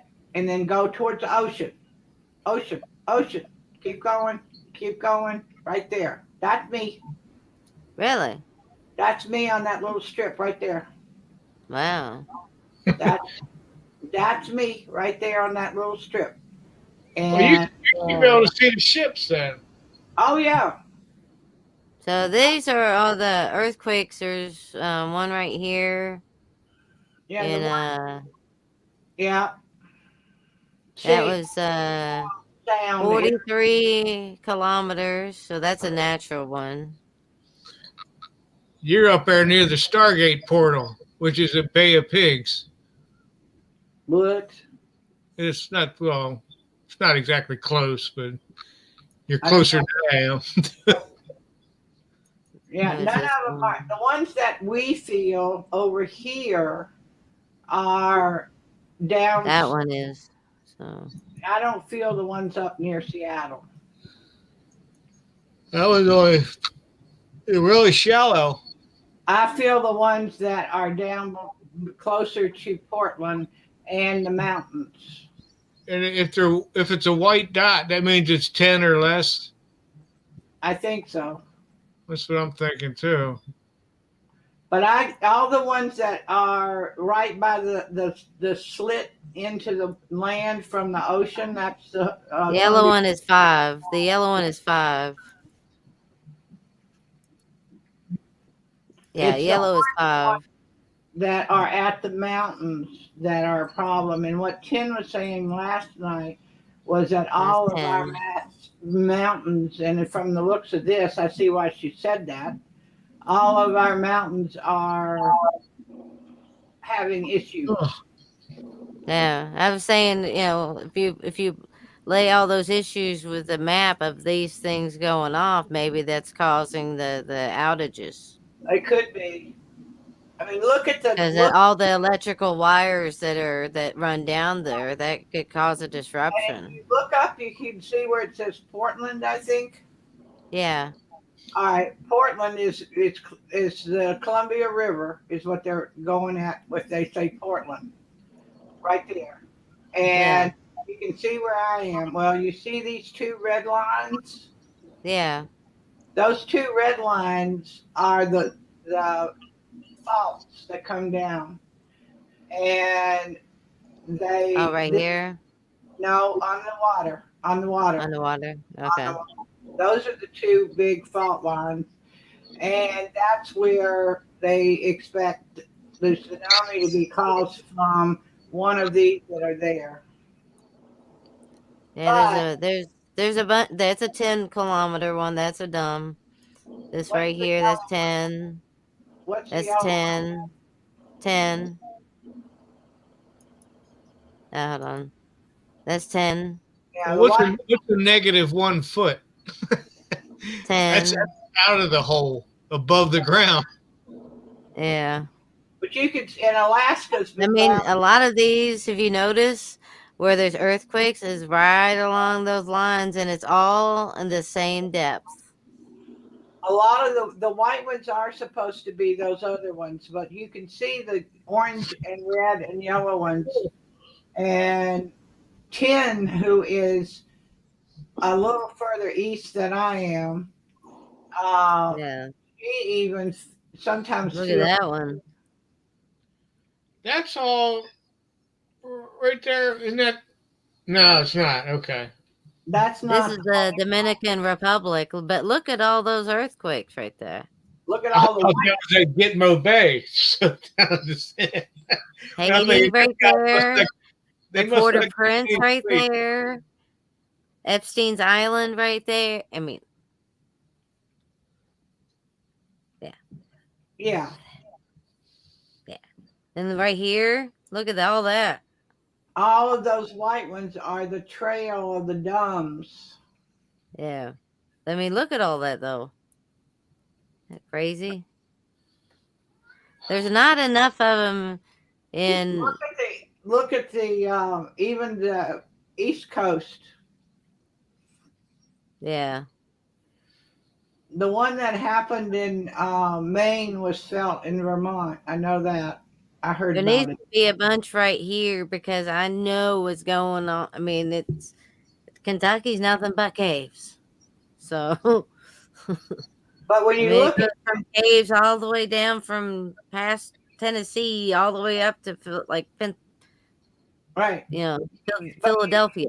So, if you look at the left, if you look at the West Coast though, and Alaska together, you can see why they think the middle is where it's going to pop.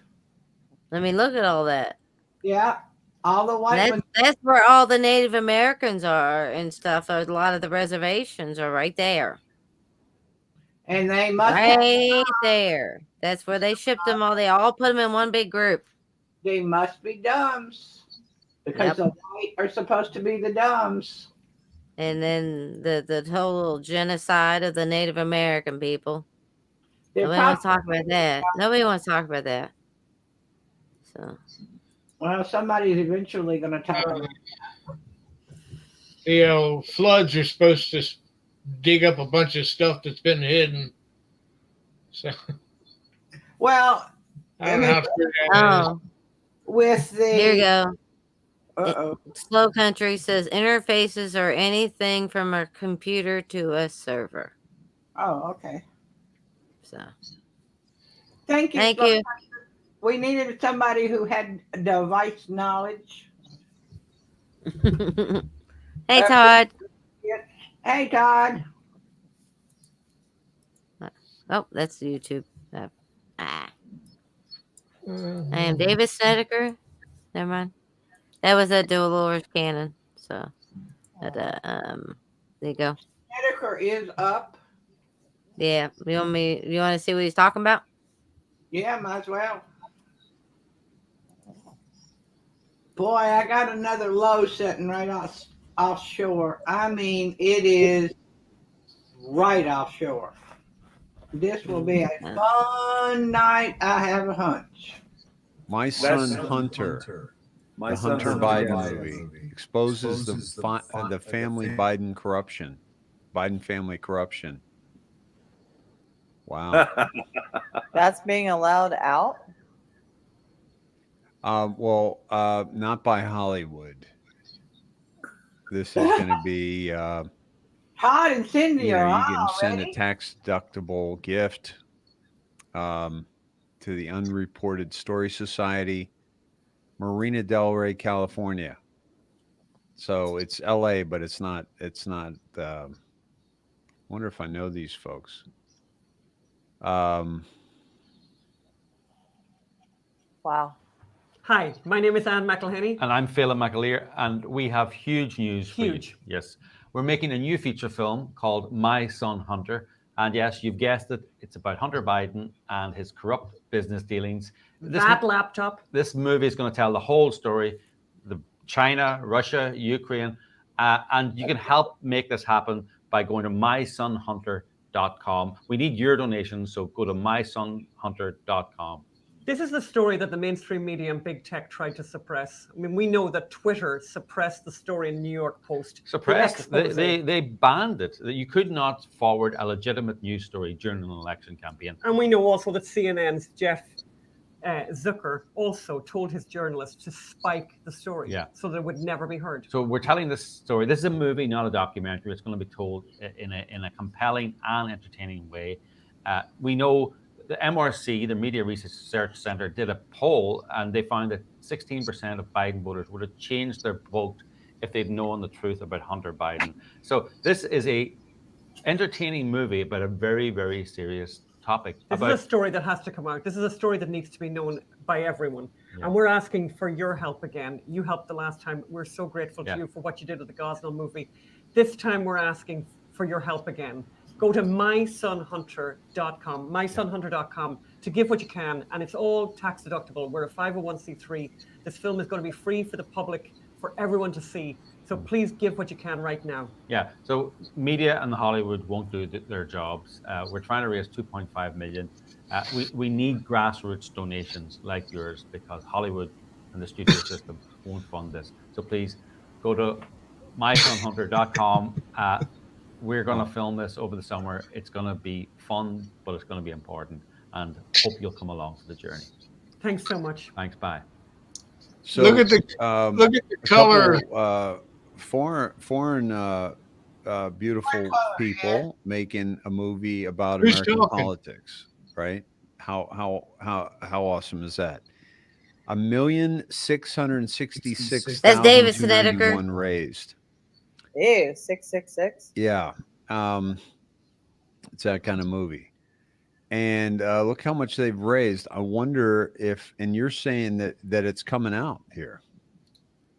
Oh, I must have been mistaken. They haven't even made it yet, I guess. But I saw the announcement about the Hunter Biden movie, and I just was like, I was rolling through. You jumped the gun. So much information. Yeah. Way to go, Tesla. But good to know that. Good to know that, and the Sneds know where they can support that. Yeah, because I hadn't heard about that. By the way, the 9/11 bot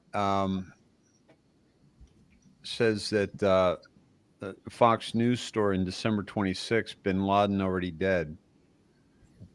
Due to an untreated lung complication, the Pakistani Observer reported, citing a Taliban leader who allegedly attended the funeral of the al-Qaeda leader. The coalition troops are engaged in a mad search operation, but they would never be able to fulfill their cherished goal of getting Osama alive or dead, the source said. Bin Laden, according to the source, was suffering from a serious lung complication and succumbed to the disease in mid-December in the vicinity of Tora Bora Mountains. The source claimed that bin Laden was laid to rest honorably in his last abode, and his grave was made as per his Wahhabi belief. About 30 close associates of bin Laden in al-Qaeda, including his most trusted and personal bodyguards, his family members, and some Taliban friends, attended the funeral rites. A volley of bullets was also fired to pay final tribute. So this was December 26, 2001, which was a couple months after the attack on 9/11. The other thing that that we know happens quite a bit, and by the way, Madeleine Albright said that he had died years before. She said he died from kidney complications.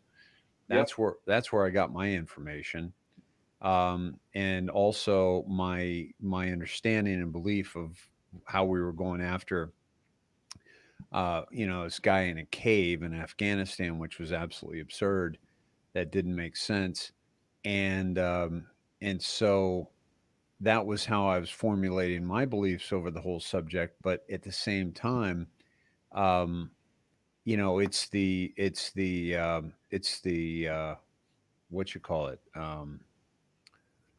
event. They might have killed him intentionally with this thing, like a la Jack Ruby, Lee Harvey, and then realized, oh my God, we don't want to do this because we can use this. We can keep this in perpetual motion here. Yeah.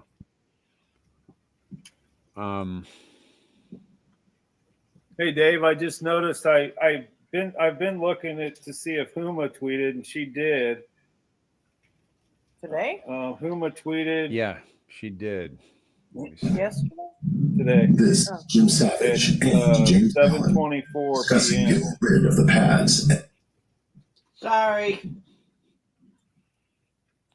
7:24. This is the pinned tweet.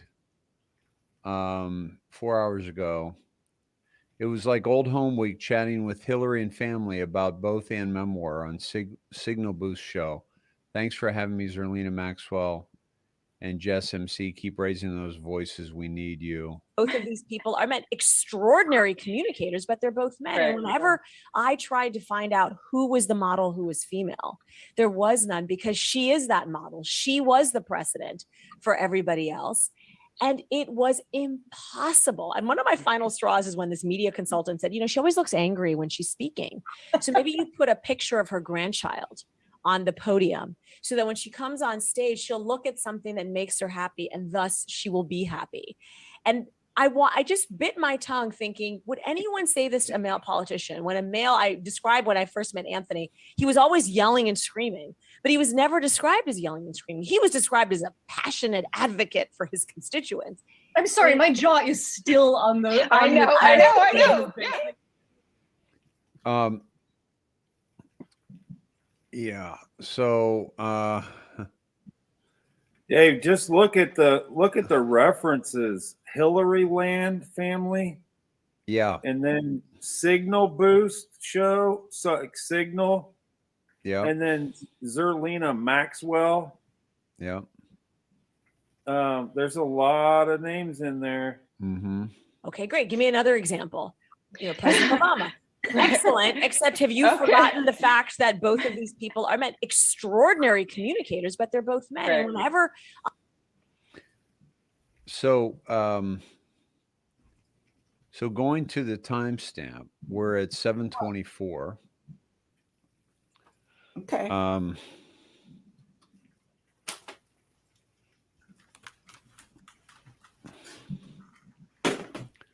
February 11th, 2008.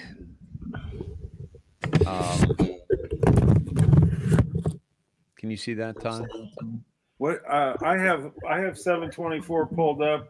It's 2:11, 11:2. Yep. And then that's the tweet about the Red October. Yeah. You want to read that for us? Yeah. It says, I would like to inquire of Q with the highest respect whether Red_October refers to 1, the fictional submarine whose torpedo homed in on itself and destroyed itself, or 2, the Red October, and I can't read Russian, cyber espionage malware discovered in October 2012, January 2013. It operated worldwide for up to 5 years before its discovery. It sent info ranging from diplomatic secrets to personal information, including from mobile devices. Red October was termed an advanced cyber espionage campaign intended to target diplomatic, governmental, and scientific research organizations worldwide, or 3, something else. And then Q responds, future news will highlight, note, the hunt for was dropped. Details matter.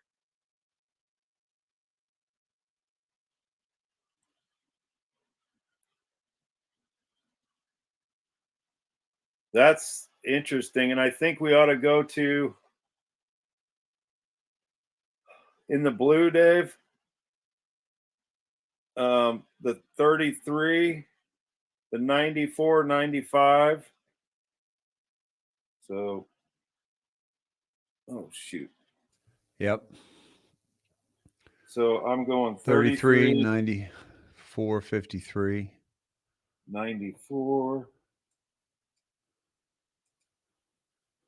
95, 53, and 63.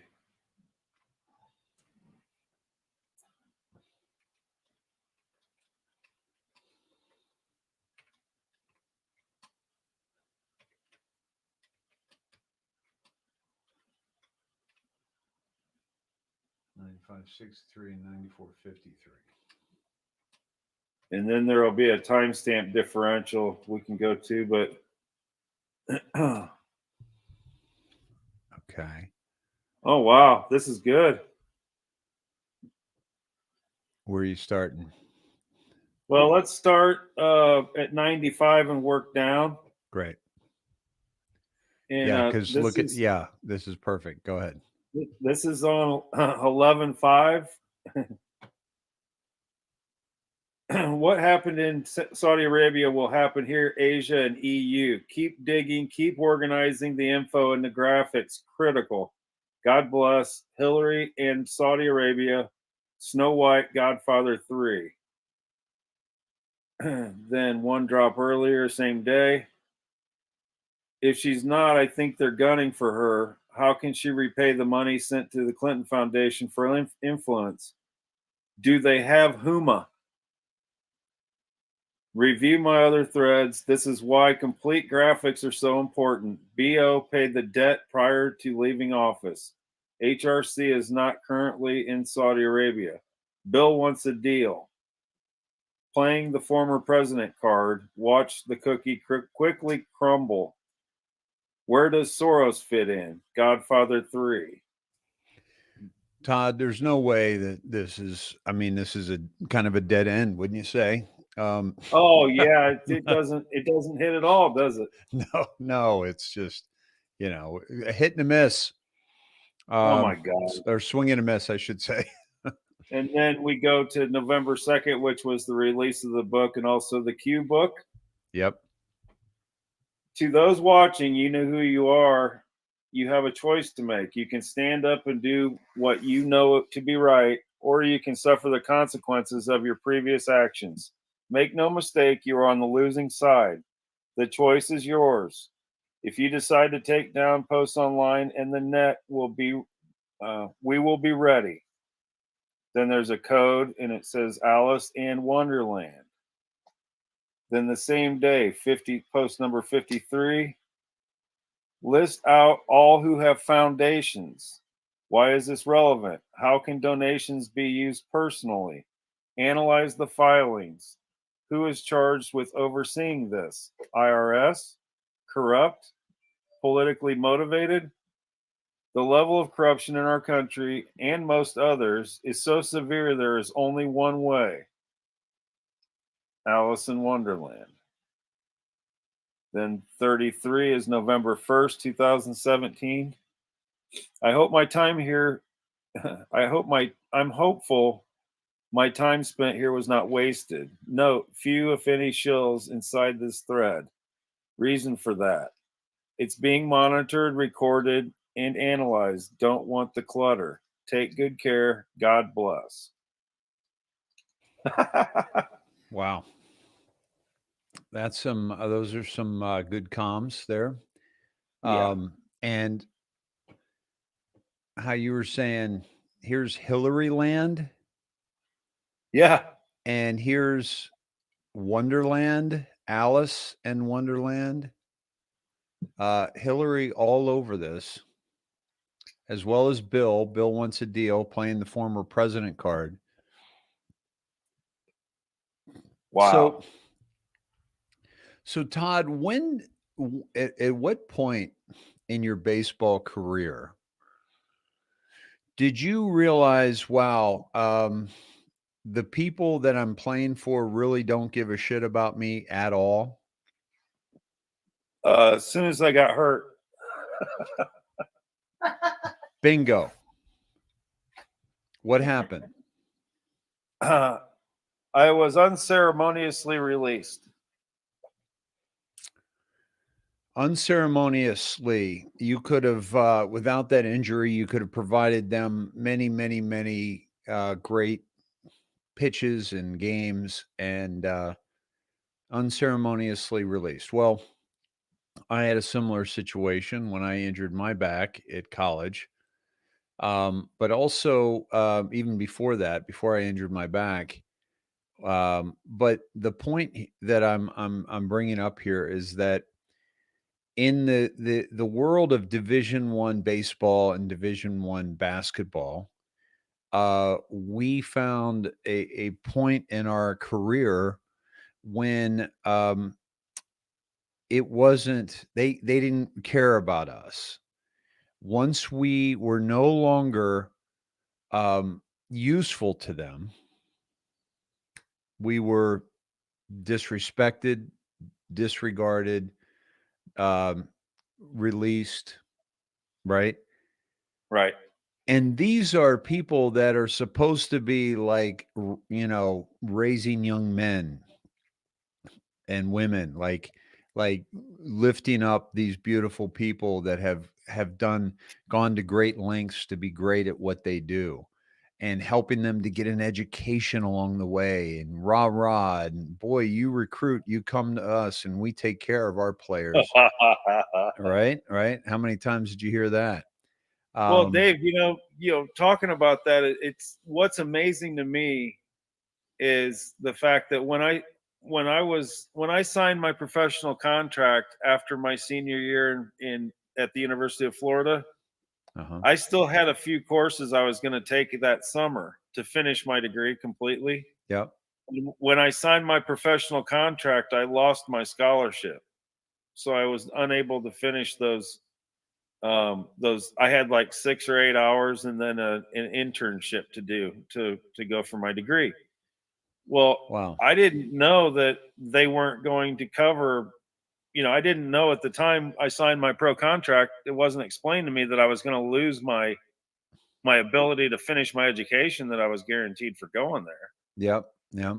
And so that was a little disturbing. And actually, with the out of state credits, being as expensive as they are at the University of Florida, there was no way that I could even afford to pay myself for the remaining hours, because they were, I believe at the time, in-state credits at the University of Florida were very affordable if you were in state, but if you were out of state, they were like 15 times that. Yeah. Because they didn't want kids to go there because they wanted to go to Florida, and hang out. So if you go to school in a vacation spot, or a place that everybody wants to go, they make it very expensive for out of state tuition. Good point. Yes. And I had gotten halfway through my master's in at Providence in business while I was still playing, and so when my eligibility was up, I didn't go pro right out of college because of my back injury. I wanted to finish my master's. I would have had to pay for that. It wasn't like they were going to be like, "Oh, well, you did this much, and we're going to give you," and oh, you were on the Final Four team, which made $1 million for the school. You're gonna have to pay for the rest of your education. So, and by the way, you probably got hurt because you were performing for the school. Exactly. Yeah. And they didn't pay for my medical because they said that I showed that I had a back injury in high school. Yeah. So that's the kind of stuff. And that was Lou Lamoriello who took over as the head of the New Jersey Devils, and still to this day. He was our AD at the time, and the AD who I signed under with Patino. But at any rate, I really don't have animosity towards them. It's that's water under the bridge. But the reason I bring this up is that these are supposed to be, sculptors of men and women, these people in these positions, right? And they're making these kind of decisions. Think about Saudi Arabia. okay, and the kingdom and the treatment of women and the horrific stories that we've heard about them and the horrific stories that we see played out in movies and TV shows, and we pretend like it's not happening in our own government. It's happening in governments around the world and huge businesses around the world where they're making decisions. And Bill and Hillary Clinton were supposed to win the election in 2016. And when they didn't, if Barack Obama doesn't pull 1.5 billion out of our your and my money and give it to Iran and Saudi Arabia, those that they would have been taken care of by Saudi Arabia, and not in a good way. And so he basically saved a life, and now they owe him and the whole bit. But saved his own life too. But the thing here is that it's easy to understand how these decisions, once they're no longer useful to the people in power, that they're just cast away. Right. Absolutely. If and think about governments, this government that wants to help you guys, they want to save you by giving you the jab. Right. It's all out of the goodness of their heart. It's complete nonsense. It's complete bullshit. And it kind of reminds me of a little quick story, Dave. I was I was at the beer tent at the Illinois State Fair. This was probably 5 or 10 years after I got hurt. Uh-huh. And I was wearing my New York Yankees hat in the beer tent, and I looked at, and there was one other guy that had a New York Yankees hat on, and so I walked over and I was like, I wonder who this guy is. So I walk over and I said, "Hey, sir, excuse me, I really like your hat." And he said, we struck up a conversation, and he said, I train George Steinbrenner's race horses, his horses. Uh-huh. And I said, well, that's funny. I used to be one of his horses. And we both laughed, but it was true. I mean, Yes. Yeah. If a horse breaks down, Yeah. he's lucky to make it to pasture, if he can't race anymore. And it's kind of the same way you feel. And it's not boohoo, and it's not anything that we didn't know going into it, probably, Dave, is that, they didn't have, none of these places have your best interest at heart. And, right. Right. And that includes the government with this jab and this medical tyranny. Now, this is not because they love you and want to take care of you. Yeah. Yeah. But I just thought that was funny, because I said I felt like one of his horses. I felt like livestock. And actually, George Steinbrenner was a great man as far as what he did for his. He did a lot of things for the Olympics. He was one of the sole funders of the Olympics, and I don't know what he did personally. And he was in shipping. Did you meet him? Yes, I met him on multiple occasions, and the first time I ever met him, Dave, was up in Oneonta, New York. He used to helicopter into our games during the game, and he would land. You would hear the helicopter coming, and the umpires would stop the game, and he would land in center field. Are you serious? In the middle of the game, yeah. And he would walk over, and he had his son-in-law with a notepad behind him. And I was in the bullpen at the time, and I ran down there because I wanted to meet George. Uh-huh. And so I sat down, and it was funny, Dave, because most of our team was Dominican or Puerto Rican. Most of them didn't speak any English. Yeah. So luckily, I had enough broken Spanish to be able to communicate with them, through Padre Canela, in the 4 years of Spanish they took. Mostaccioli dinner. Padre. Yeah. Red socks and sandals. Yeah. That's all I got to say. He was a beautiful old priest at our school, and he was such a sweet man. Yeah. And so I go down there, tiny and man. I'm sitting on the bench, and he's Mr. Steinbrenner walks down the bench, and he says, anybody here have anything any wants or needs, could we help you out with anything to make you play better? And of course, when 90% of the people couldn't speak English, I was sitting there and I said, well, I got to say something. I said, well, Mr. And by the Steinbrenner. way, he knew that too. He knew 90% of them didn't speak English. Yeah. So Yeah. he knew. He's like, hey, yeah. Yeah. But the press spoke English. So the press is like, oh, Steinbrenner's great. He's going in telling his players. So I'm sitting there and I said, well, Mr. Steinbrenner, and he says, who are you? And I said, Todd Gediminsky. And he goes, Gediminsky. He goes, oh, Gediminsky. I remember you because they had just done an article in Yankee Magazine, and I had made Yankee Magazine for my accomplishments in rookie ball. Uh-huh. And Nice. he said, yeah, Gediminsky, what do you need? And I said, well, Mr. Steinbrenner, when I signed with the New York Yankees, I thought I was going to be wearing pinstripes. And I didn't think I was going to be wearing white pants with a gray top with an O for Oneana on the chest and on the hat. We said that it looked like a target for snipers. If they wanted to kill us, they could shoot us in the head or the heart because the O for Oneana was on there instead of New York, And I said, I just thought I was going to be wearing pinstripes. And he said, he looked around, everybody goes, you're right. He goes, take a note of this.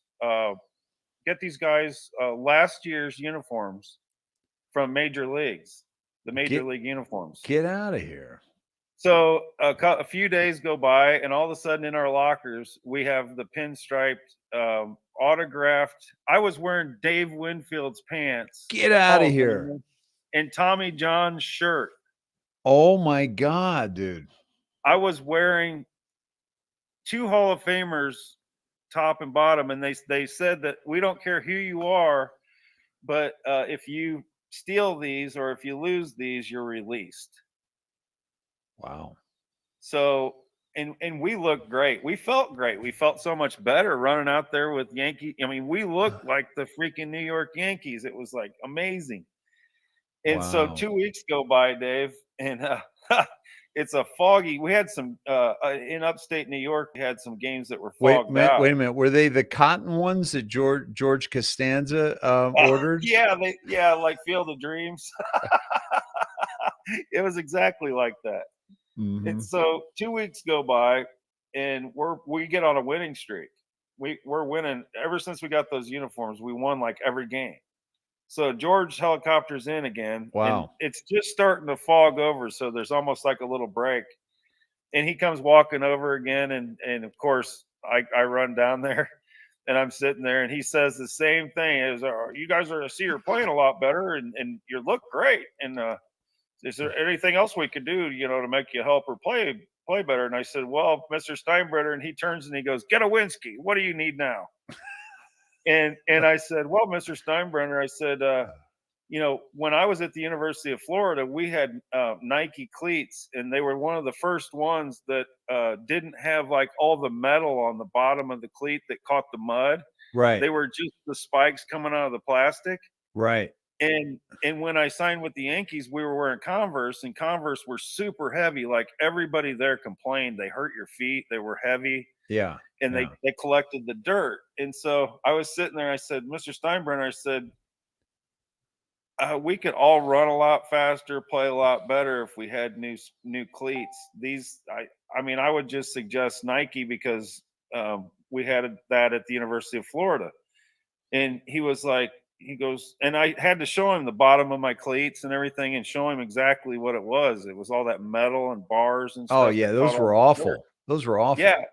And he goes, he turns to his guy and he goes, make a note of it. He goes, get these guys 3 pairs, get their sizes and everything. So in about 3 or 4 days, we had 4 brand new pairs of cleats in our lockers. Wow. And I was like, that was great, Dude, nice job. Yeah, and everybody and even the Dominican guys that couldn't speak English were coming over and giving me a hug and stuff. They were like, this is great. How did you play after that? We played great. We made the playoffs and we went pretty deep. We lost right before the championship for the minor leagues for a short season. But it was an interesting thing, and it all wrapped up that same fair time when I met the the trainer of his racehorses in the beer tent. The very next day, I was working at a very prominent name, and if I told you, I don't want to bring it up now, but they're at a lady's house that husband owns like a worldwide company, Levi Ray and Schaup, the LRS. And ironically, they made voting machines. Wow. I mean, it's crazy. But anyway, I was working on their house, and the trainer had told me about a horse that I was just kidding around. I said, "You got any hot tips on horses?" Right. And he goes, "By the way, I do." And he told me the story of this 2-year-old colt that had a cracked hoof. And Mr. Steinbrenner had paid $500,000 for this horse. And he had a cracked hoof, so all his races looked terrible because he had a sore foot. Yeah. And he said that he came up with a glue and he fixed that horse.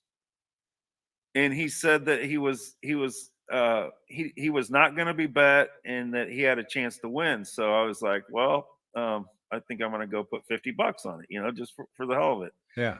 So around lunchtime, I told the woman that I was working for, I can give her first name, Aggie. I said, Aggie, I gotta go to lunch now. And so I took off and I raced out to the fairgrounds with the 50 extra bucks in my pocket to put on this horse. And I get to I get there a little bit early, and there's like 2 more races to go before that race. And I didn't want to bet my $50 and lose it before that. So I just sat there, and I'm walking around, and next thing you know, I get a tap on the shoulder, and it's Aggie, the woman I'm working on the house. And she said, "Oh, you're at lunch, right?"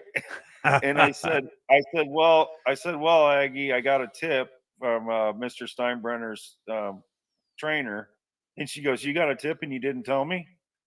And so she was like wanting to get in on it. And so during this time I'm talking to Aggie, Mr. Steinbrenner walks in Are you with his serious? entourage, and he walks up to a roped off area in the middle of the grandstands at the Illinois State Fair. It's Mr. Steinbrenner and a bunch of other suits and some guys that have some wires and earpieces coming out of their ears, Yeah. And I go, "Hold on, Aggie, I'm going to go up and talk to Mr. Steinbrenner." And she goes, "You don't know him." And I go, "Oh yeah, I do." And I had my Yankee hat on, and I walked up to Mr. Steinbrenner, and he was looking at paperwork, and I'll never forget it. He looked up at me and he goes, "Getawinski, how you doing?" And That's I was like, awesome. "Mr. Steinbrenner, I'm doing great." He goes, "You guys move over." He's coming. He waved me through. He Wow. asked me about, what I was doing in my life and everything. And by then I'd already had my first set of boys. And he sat me down, and I said, "I met your trainer on your horse coming up in the next, couple races away. I heard it," and I whispered it to him. I heard they fixed his hoof. And he goes, "That's what I heard too."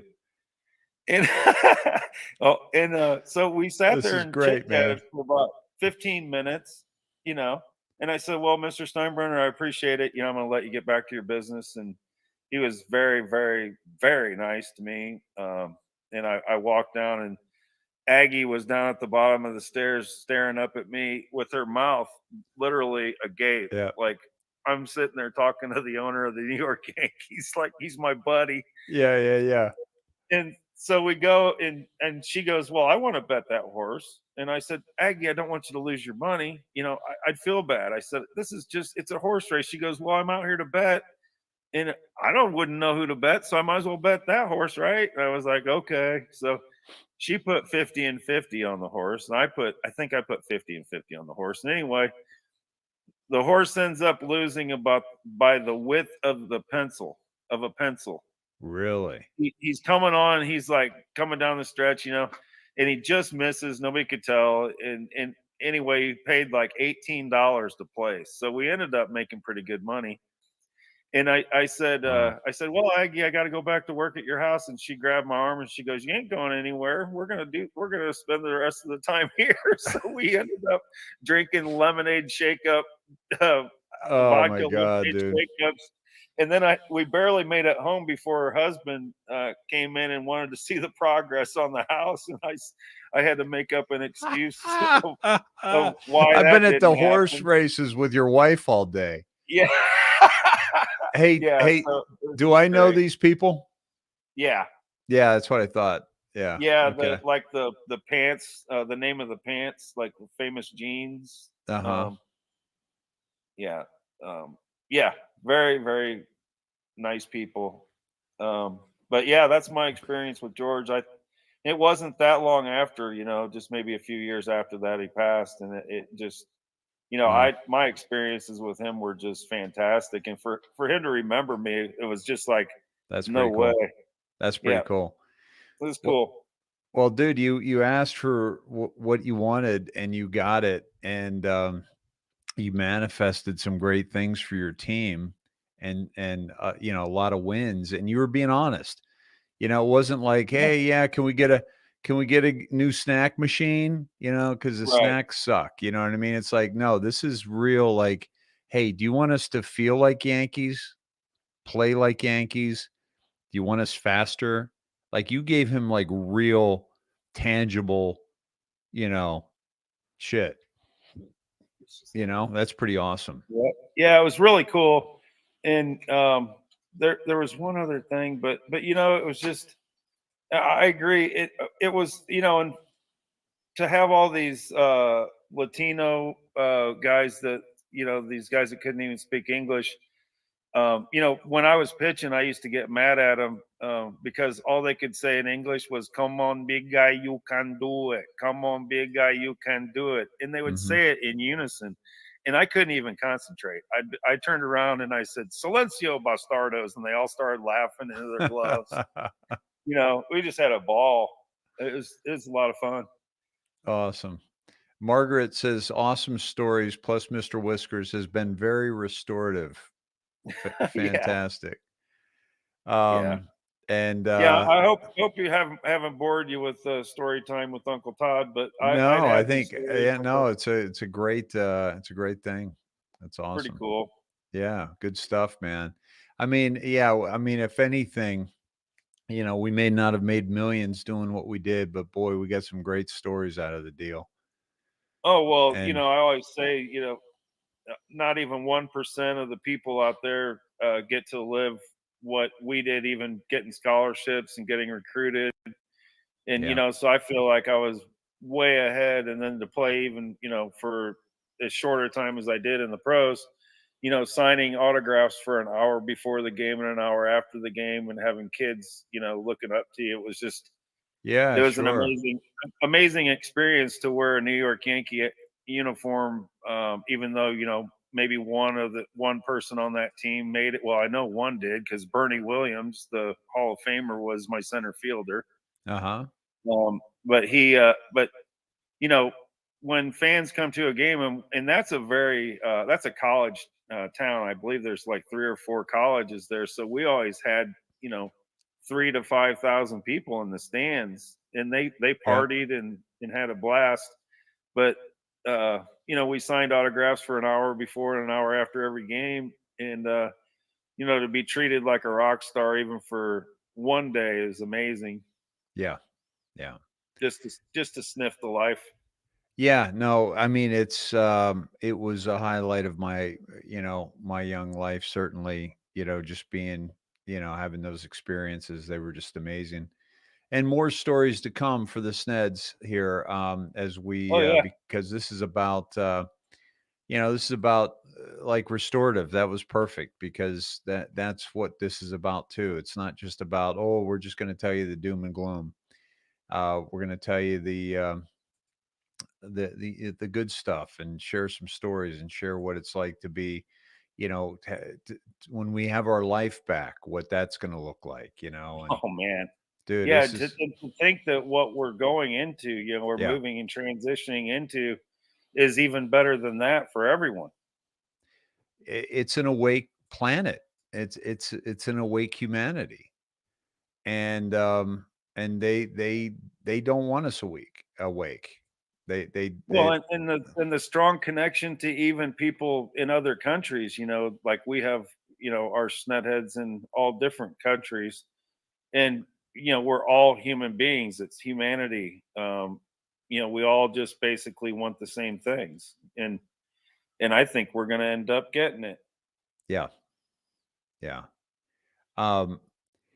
The the thing about, they are absolutely, by the way, Mr. Poole posted again, and I guess it was a minute 30 or an hour 30. And now he's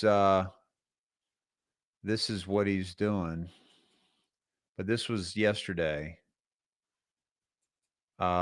These were some of his drops yesterday.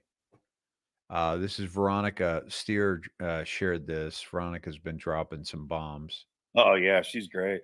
Yeah. And Mr. Poole shut down. Now, this is it. And that's, of course, this is the from Denver Airport, that artwork Yeah. that I was just talking about earlier today. Yep. Amazing. Yeah. And also, just going back to Huma, the length of that video was 1:03. One of the Sneds shared that. Thank you. I forget who did that. 1:03, November 5th, 2017. And for a God and country. And then POTUS, you are all heroes. Come home safe. Godspeed.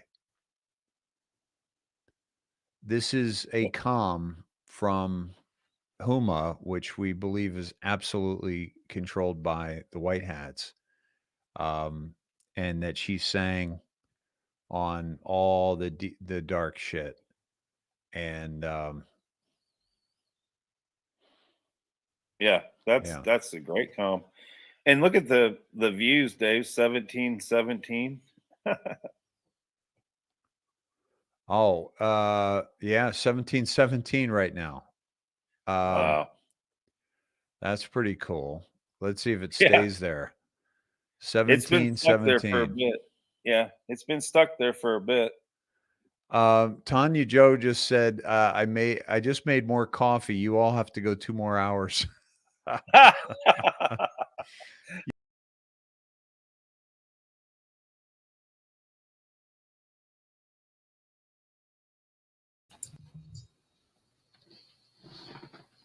Oh, Yeah, it got late quick. no, I know. That's why I was like, oh my God, it's almost 1 a.m. Yeah. I didn't think it was I that didn't late. get up early. Me either. But they do the comms. They show how they get their numbers, and you mirror things, and then you do the military time and stuff like that. There's another thing I had to show. Let me. Also, that I wanted to say out loud what I put in private chat. In that Tennessee Democrat wants to consider "Let's Go Brandon" the same thing as burning the flag. Now, of course, BLM and Antifa can burn the flag, and it's not a crime. But if a white person does, it's a crime. So they want "Let's Go Brandon" to be the equivalent of a crime. That's what kind of Tennessee Democrats there are. Yeah, this right here says always questions settled science. Remember the test? How they shove it all the way up your nose. Yep, a lobotomy. Yep. In the 1940s and 50s, lobotomy represents the leading edge of psychiatric science, and many consider the procedure settled science. In fact, in 1941, the inventor of the procedure, Dr. Antonio Egas Moniz, was awarded the Nobel Prize for his discovery. Thousands of patients had their self destroyed by this procedure and became docile, robotic non humans. Remember, there's no such thing as settled science. Everything should always be questioned and studied. Well, Why do you think people are so compliant? Is because they get that thing shoved up their brain. Al Gore got his reversed. I also watched a 2005 video of a classroom setup where the guy was speaking on a microphone from top to bottom and had a big screen and all the people were behind you or behind the camera. Yeah. And he was talking about this wonderful virus they have discovered, and that this virus in 2005 was shown to eliminate the area of the brain that lights up on EEG when the person is religious and believes in God. And this Yeah. virus that they have is able to target and reduce the amount of light, the brightness of the light, the whole 9 yards, so that they should be spreading this out over Iran, Iraq, and eliminate all those religious zealots out there and all of the others throughout all countries. And one guy was saying, excuse me. He finally got to ask his question, but you couldn't hear him. But he made the teacher person really uncomfortable. And he kept going back and trying to say that it is for the zealous people, the ones who really believe that God is that real and God is speaking to them and that God is who they need to be responsible to instead of to the people of the world and their country and their government. And that was a 2005 documentary. And that was the only, I mean, this guy was just, this is the biggest breakthrough. All we've got to do is figure out how to implant this virus in these people, and all of them will forget about this God stuff. In 2005. That's called zombieism, and they started it back then. And would you get a drink of water or something before you choke to death? Just from smoke. I took too big of a hit. And I put a link in there showing Joe Biden robbing a kid. Itmo, you tickle the crap out of me popping up out from underneath those blankets. That's the funniest. He's like a pop goes a weasel. Yeah, but he's under the blankets, and I can't even get He's a burrower. He uh, loves blankets. He likes to get right under them. He'll circle. You know. circle like that, and then he smashes the hell out of everything. But And then he'll take it and he'll do it this way and he'll flip it up this way and he'll do it this way and he'll flip it up this way and he fluffs it all up and then he dives in. yeah, Jack Russells and Chihuahuas both are natural burrowers. Papillons are not. But you'd think the stupid idiot would let me cover him up when we don't have heat, but no, we can't do that. But anyway, I put that link down there in private chat. Another example of Biden creeping a kid out. Biden creeps me out.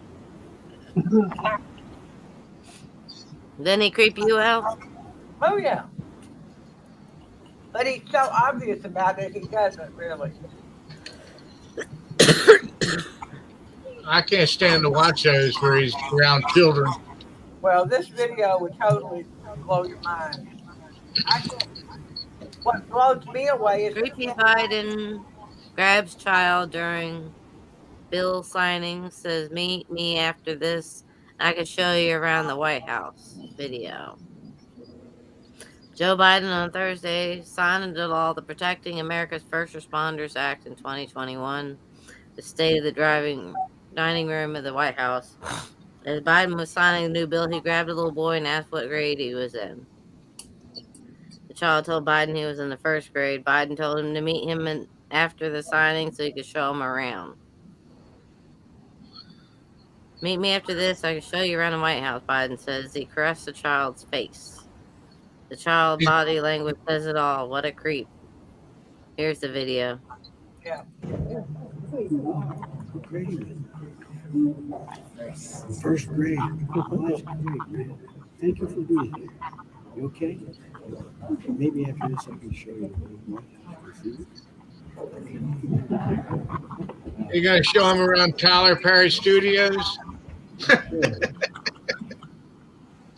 No, I think, well, for one thing, the snipers are back on top of the White House as of today. They've been gone. But today they were back on top of the White House. So he may have actually been in the White House, or at least they were making it look like he was, because there was cars in front of it. I never saw people coming and going, but there were cars out there, and they had all their snipers up on the White House with their little tent. The day Biden signed that infrastructure bill, it was cloudy in D.C., but all of the shows are showing everybody it's a sunny day out, and the wind's blowing real hard. Oh, I don't know, but all I can tell you is what I saw on the camera today. And that was the day he was supposed to have signed. The Thursday is the same day. Oh, the idiots are voting tonight, by the way. I have to share this. Hold on.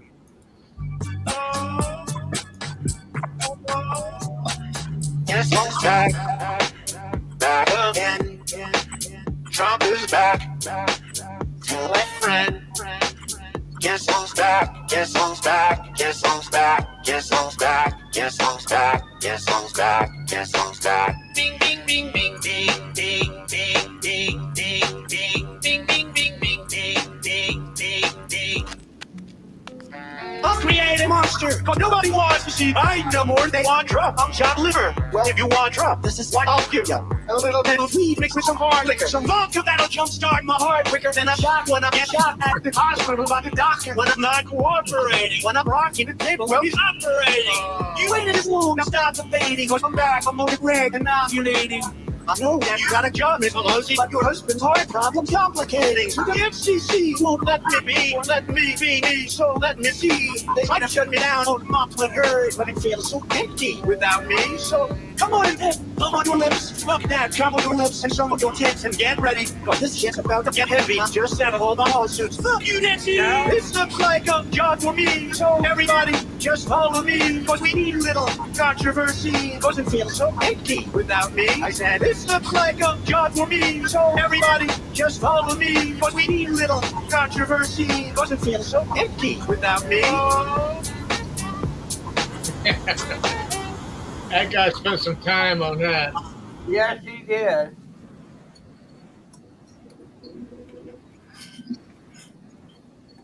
He's good too because of the fact you could understand it all. Normally, when they do those kinds of things, you don't understand them. Like me eating frozen. You're muted again, Angel. You're beautiful, smiling, but it'd be nice if we heard your voice. Oh, sorry. I am David Snedeker. There's the United spot. Yeah, let's see. I was just wondering if there was one of those. Yep, let me share. Share. It's a favorite crazy drunken congresswoman. Are you ready to play a game? Hey, being president is so easy.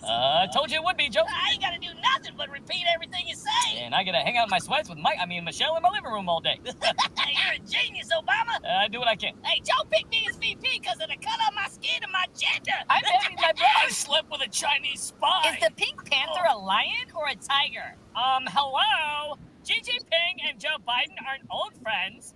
They're best friends. Just because something doesn't work doesn't mean it doesn't work.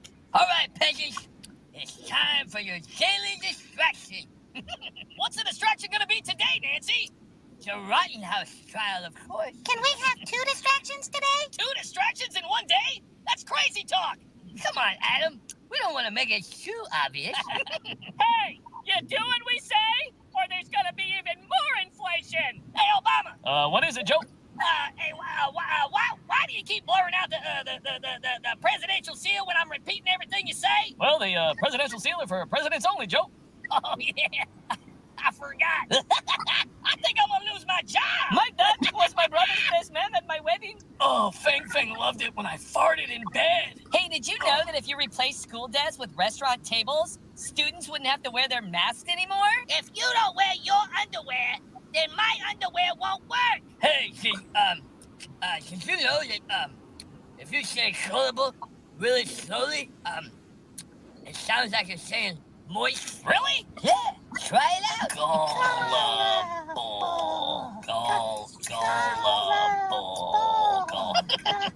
I am so good at what I do.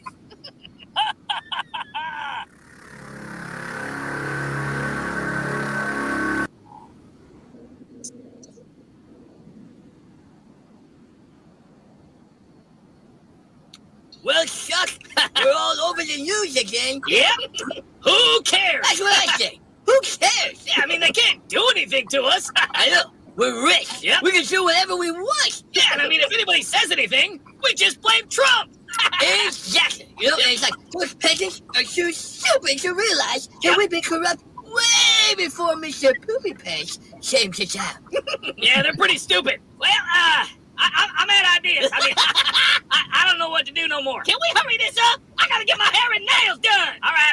I mean, there's just so much going on right now, and everyone's blaming us. Hey, you ain't gonna pin this on me. That's for damn sure. All right. It's not your fault. Well, of course it ain't my fault. Well, I mean, it's not my fault either. Well, it's gotta be somebody's fault. Those peasants think that we need to follow the rules. We don't have to follow rules. No, we make the rules. Yeah, we don't have to follow rules. We don't have to wear masks. We don't have to do anything. Only peasants wear masks, that's okay? Right. We're rich. Rules don't apply to us. Hey, come on, man. We got to come up with a plan to make all this somebody else's fault. No, we ain't got to do nothing. You can figure this out by yourself. All right. But, you know, the Afghan thing, the flood, the border, Hunter. I mean, I just got so much on my plate. I don't know if I have time. Well, you better make time. I just want to go on vacation and forget all about America. Yeah, me too. I ain't never been to Europe. All those peasants are just jealous of us because we're rich and they're poor. They hate us because they hate us. They can't afford my ice cream. Actually, they buy your ice cream, Nancy. Oh, yeah. I forgot. Oh, man, we got to find somebody to blame for this flood. Flood? It's just water, Joe. Yeah, but I mean, we got to make sure that the people in the flood wear masks, social distance, and get vaccinated. Joe, do you know what happens in a flood of this capacity? Yeah, but I mean, it's going to be so much worse if they don't get vaccinated. Joe, just give up. Yeah, I was actually thinking about that. I mean, it's the best thing you could do. You know, I was actually going to give Trump a call and ask him to fix everything. You know, that's not a bad idea. Hey, Nancy, did you see me dance? I thought I was watching MC Hammer. Well, what can I say? I'm a dancing machine. Hey, did you see my $10,000 a plate massless, white, non-diversified luncheon? Yeah, that was pretty awesome. Hey, where did you get those servants from? Oh, I picked them up at the Home Depot. Yeah, I'm going to give Trump a call. I'm going to give him his job back. And then everybody can blame him for everything, just like they used to. Oh, those were the good old days. Yeah, I miss those days. Now everybody's blaming us. No, they blaming you. Don't try to pin this on me. All right. Hey, I'm going to call Trump now. Be quiet. This is Trump. Who's this? Well, hey, Trump, this is Joe. Sleepy Joe. What do you want? Well, I was thinking about giving you your job back. Okay, Creepy Joe. First, take a big step back and literally your own face. So how'd it go? Pretty good. I forgot about that one.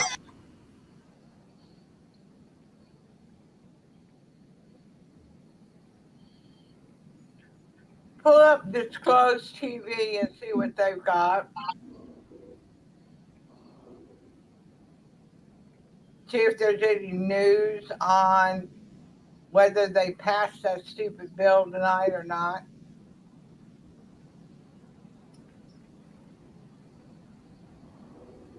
You're mute. You're muted. What is it on YouTube? I put the link in. Oh, okay. Oh. Twatter? Yeah. It's just I find that usually they're pretty quick on things, and I haven't heard anything about the vote. And they're supposed to have been doing it tonight, and it's 1 o'clock there. Alright, this is the Disclosed TV. 6 hours ago. Justin Biden's 1.8 trillion Build Back Better plan would add 367 billion to the U.S. deficit over 10 years. No, 8 hours ago, Justin, no verdict in the Rittenhouse trial today. Judge sends jurors home after another full day of deliberation. Kamala Harris, look at that. The director leaves the administration. After reports after infighting and her bosses being sidelined daily. Oh, look at that guy ought to be in jail. Yeah, this is Justin Jump Kick Man in Rittenhouse trial was charged with battery and domestic abuse, criminal damage to property, domestic abuse and disorderly conduct, domestic abuse in the past. So he says the Jump Kick Man who kicked Kyle Rittenhouse and Maurice Freeland, 39, admitted that he was the one who kicked Kyle Rittenhouse in the head. Well, he's dead though, right? No. Well, that one. No. Not that one. The prosecutors didn't want to call them. They had the Yellow Pants Man, and then they had the Jump Kick Man. They knew who they were, but they didn't want to give them names because it showed that he was acting in self-defense. Well, anybody with that many abuse convictions isn't doing anything in self-defense. That's interesting. Iranian officials are being sought by the FBI. Charged with interfering in the 2020 U.S. presidential election. Scroll it up a little bit, please, so we can see. Okay, hold on. It says, I was looking at the one above it. Germany's incoming coalition government agrees to legalize cannabis. Hey, let's move to Germany. Yeah. Iranian nationals charged with interfering in the 2020 U.S. election. This is wanted by the FBI. This is conspiracy, unauthorized access to computer, knowingly damaging protected computer, voter intimidation, and interstate threats. It shows a picture but doesn't give their names. That's interesting. And this one here is 11 hours ago. Just in, Oklahoma Governor Stitt grants clemency and commutes to Julius Jones' death sentence to life without parole following public pressure.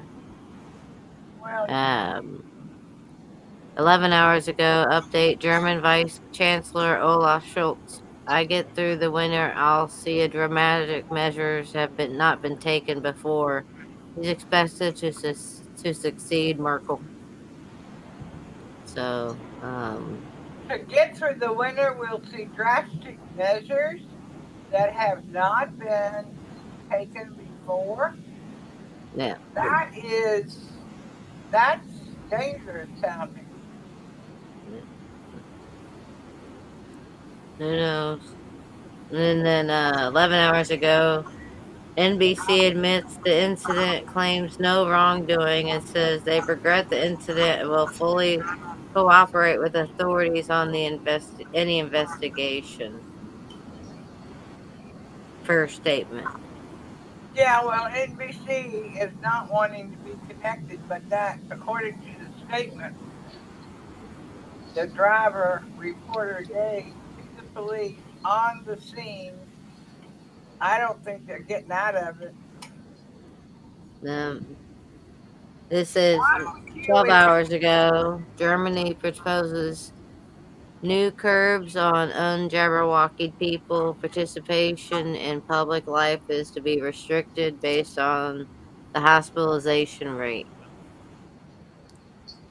Of the double and triple vacation.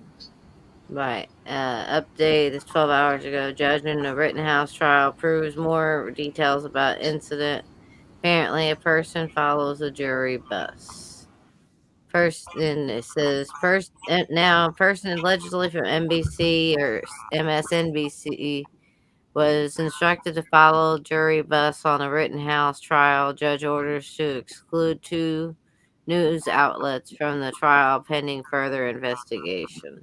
So, I did not know he had done 2. yeah. That must have been done after the one I saw.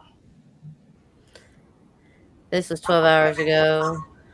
Florida Governor DeSantis, his second grader who was suspended 38 times for refusing to wear a mask, speaks at his bill signing to stop Jabberwocky mandates. She's that's a very brave girl. She's the one that got up in school board and really did lay it low. She's going places. So 12 hours ago, person reportedly followed a Rittenhouse juror home and was arrested by Kenosha police. Judge to make a statement. All right. Here's 14 hours ago. Mr. Gates, C to the V deaths and infection rates may dip below seasonal flu levels by mid-2022, assuming there's no surprise variant. Another one here. Mr. Gates was given a $319 million and probably a lot more to media outlets to amass considerable influence over certain narratives. No shit. 15 hours ago, Greek F-16 warplane crashes during a training flight. Pilot ejected. Holy shit. What the hell is that? Turkish lira, which is their money, is in a free fall. Now at above 11 to 1 US dollar. Wow. It's crazy. How to make annoying promote button disappear. Whatever. Florida's Governor DeSantis signs bill stopping the federal Jabberwocky mandate at press conference in Brandon today. Brandon, Florida. Let's go, Brandon. Yep. Delta subvariant AY.42 already accounting for 12% of samples and growing, is more transmissible but less likely to cause symptoms. UK studies by Routers, which is a fact checker. Really dumb question. Right. What? Well, since there's no test for COVID, how can they determine a variant? You can't. No. Yeah. But that's their narrative. Oh, 2 people. Here it is. Police arrest 2 BLM supporters outside the courthouse, the Rittenhouse trial. That's the one you were talking about, Ed, right? Isn't it? Probably. It's about the right time. Yeah, that's it. That's the one. Yeah.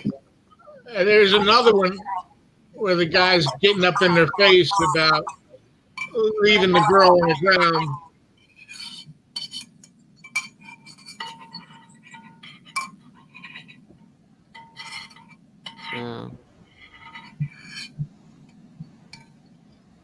It's nice to see.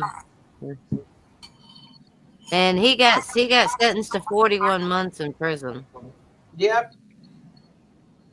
Was he on our side or their side? He's on our side. Is he on our side? I thought he was their side and dressed No, up. he's a Navy SEAL, by the way. He's in the Navy. He was standing in front of me when I was in DC on the 6th. I felt sorry for him because it was like 25 degrees and all he was in was that headdress and a very thin pair of pants. How thin, Angel? What could you see? You could see an outline of everything. That's all I have to say. And I said his nuts must be inside his body because it was that cold. Oh. Did But Mama? he was just, I was like, oh, you must be cold. And he just howled into the air. So he was like, oh, I was like, whatever. Did Mama drop down while I took Ace out? I think so. Okay. I mean, 41 months and he's been in isolation for a year already. And has never, I mean, they said everybody, according to our Constitution, everybody is allowed a speedy trial. Putting someone in isolation, all of them for a year is not a speedy trial. Some of them hadn't even got to see an attorney yet. A lot of them aren't even allowed to even have, showers or see their family or even have any communication with the outside world. Yeah. They're being tortured. I just like to go there to catch whatever is happening. And I guess they're not going to report on whether they shot it or else they're still going, one or the other. Hey, it's 1:19 here. Yeah, same here. I'm I'm gonna say a prayer and head to bed. Okay. I've got a shit ton of stuff to paint tomorrow. Let me turn my mic off. So I'm gonna thank you, Yahweh, Yahshua. Thank you for another day, another opportunity to make the world a better place and not make it any worse than it needs to be. May we all have forgiveness and trust in our hearts and God's blessing on us every day. Please watch over President Trump, his team, his family, the Anons, the Octus, the Q team, all the military, the police, all the patriots out there, and especially over the sheeple. May their awakening be as painless as possible. Amen. Amen. Amen. Yeah, good night, y'all. Night. Love y'all.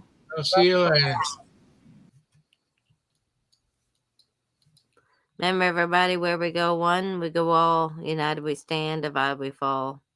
We lose this country, we have no one but ourselves to blame. I will see you all tomorrow night, maybe. Depends on how tired I am. But God bless, and talk to you soon. Angel of Yahweh. Out.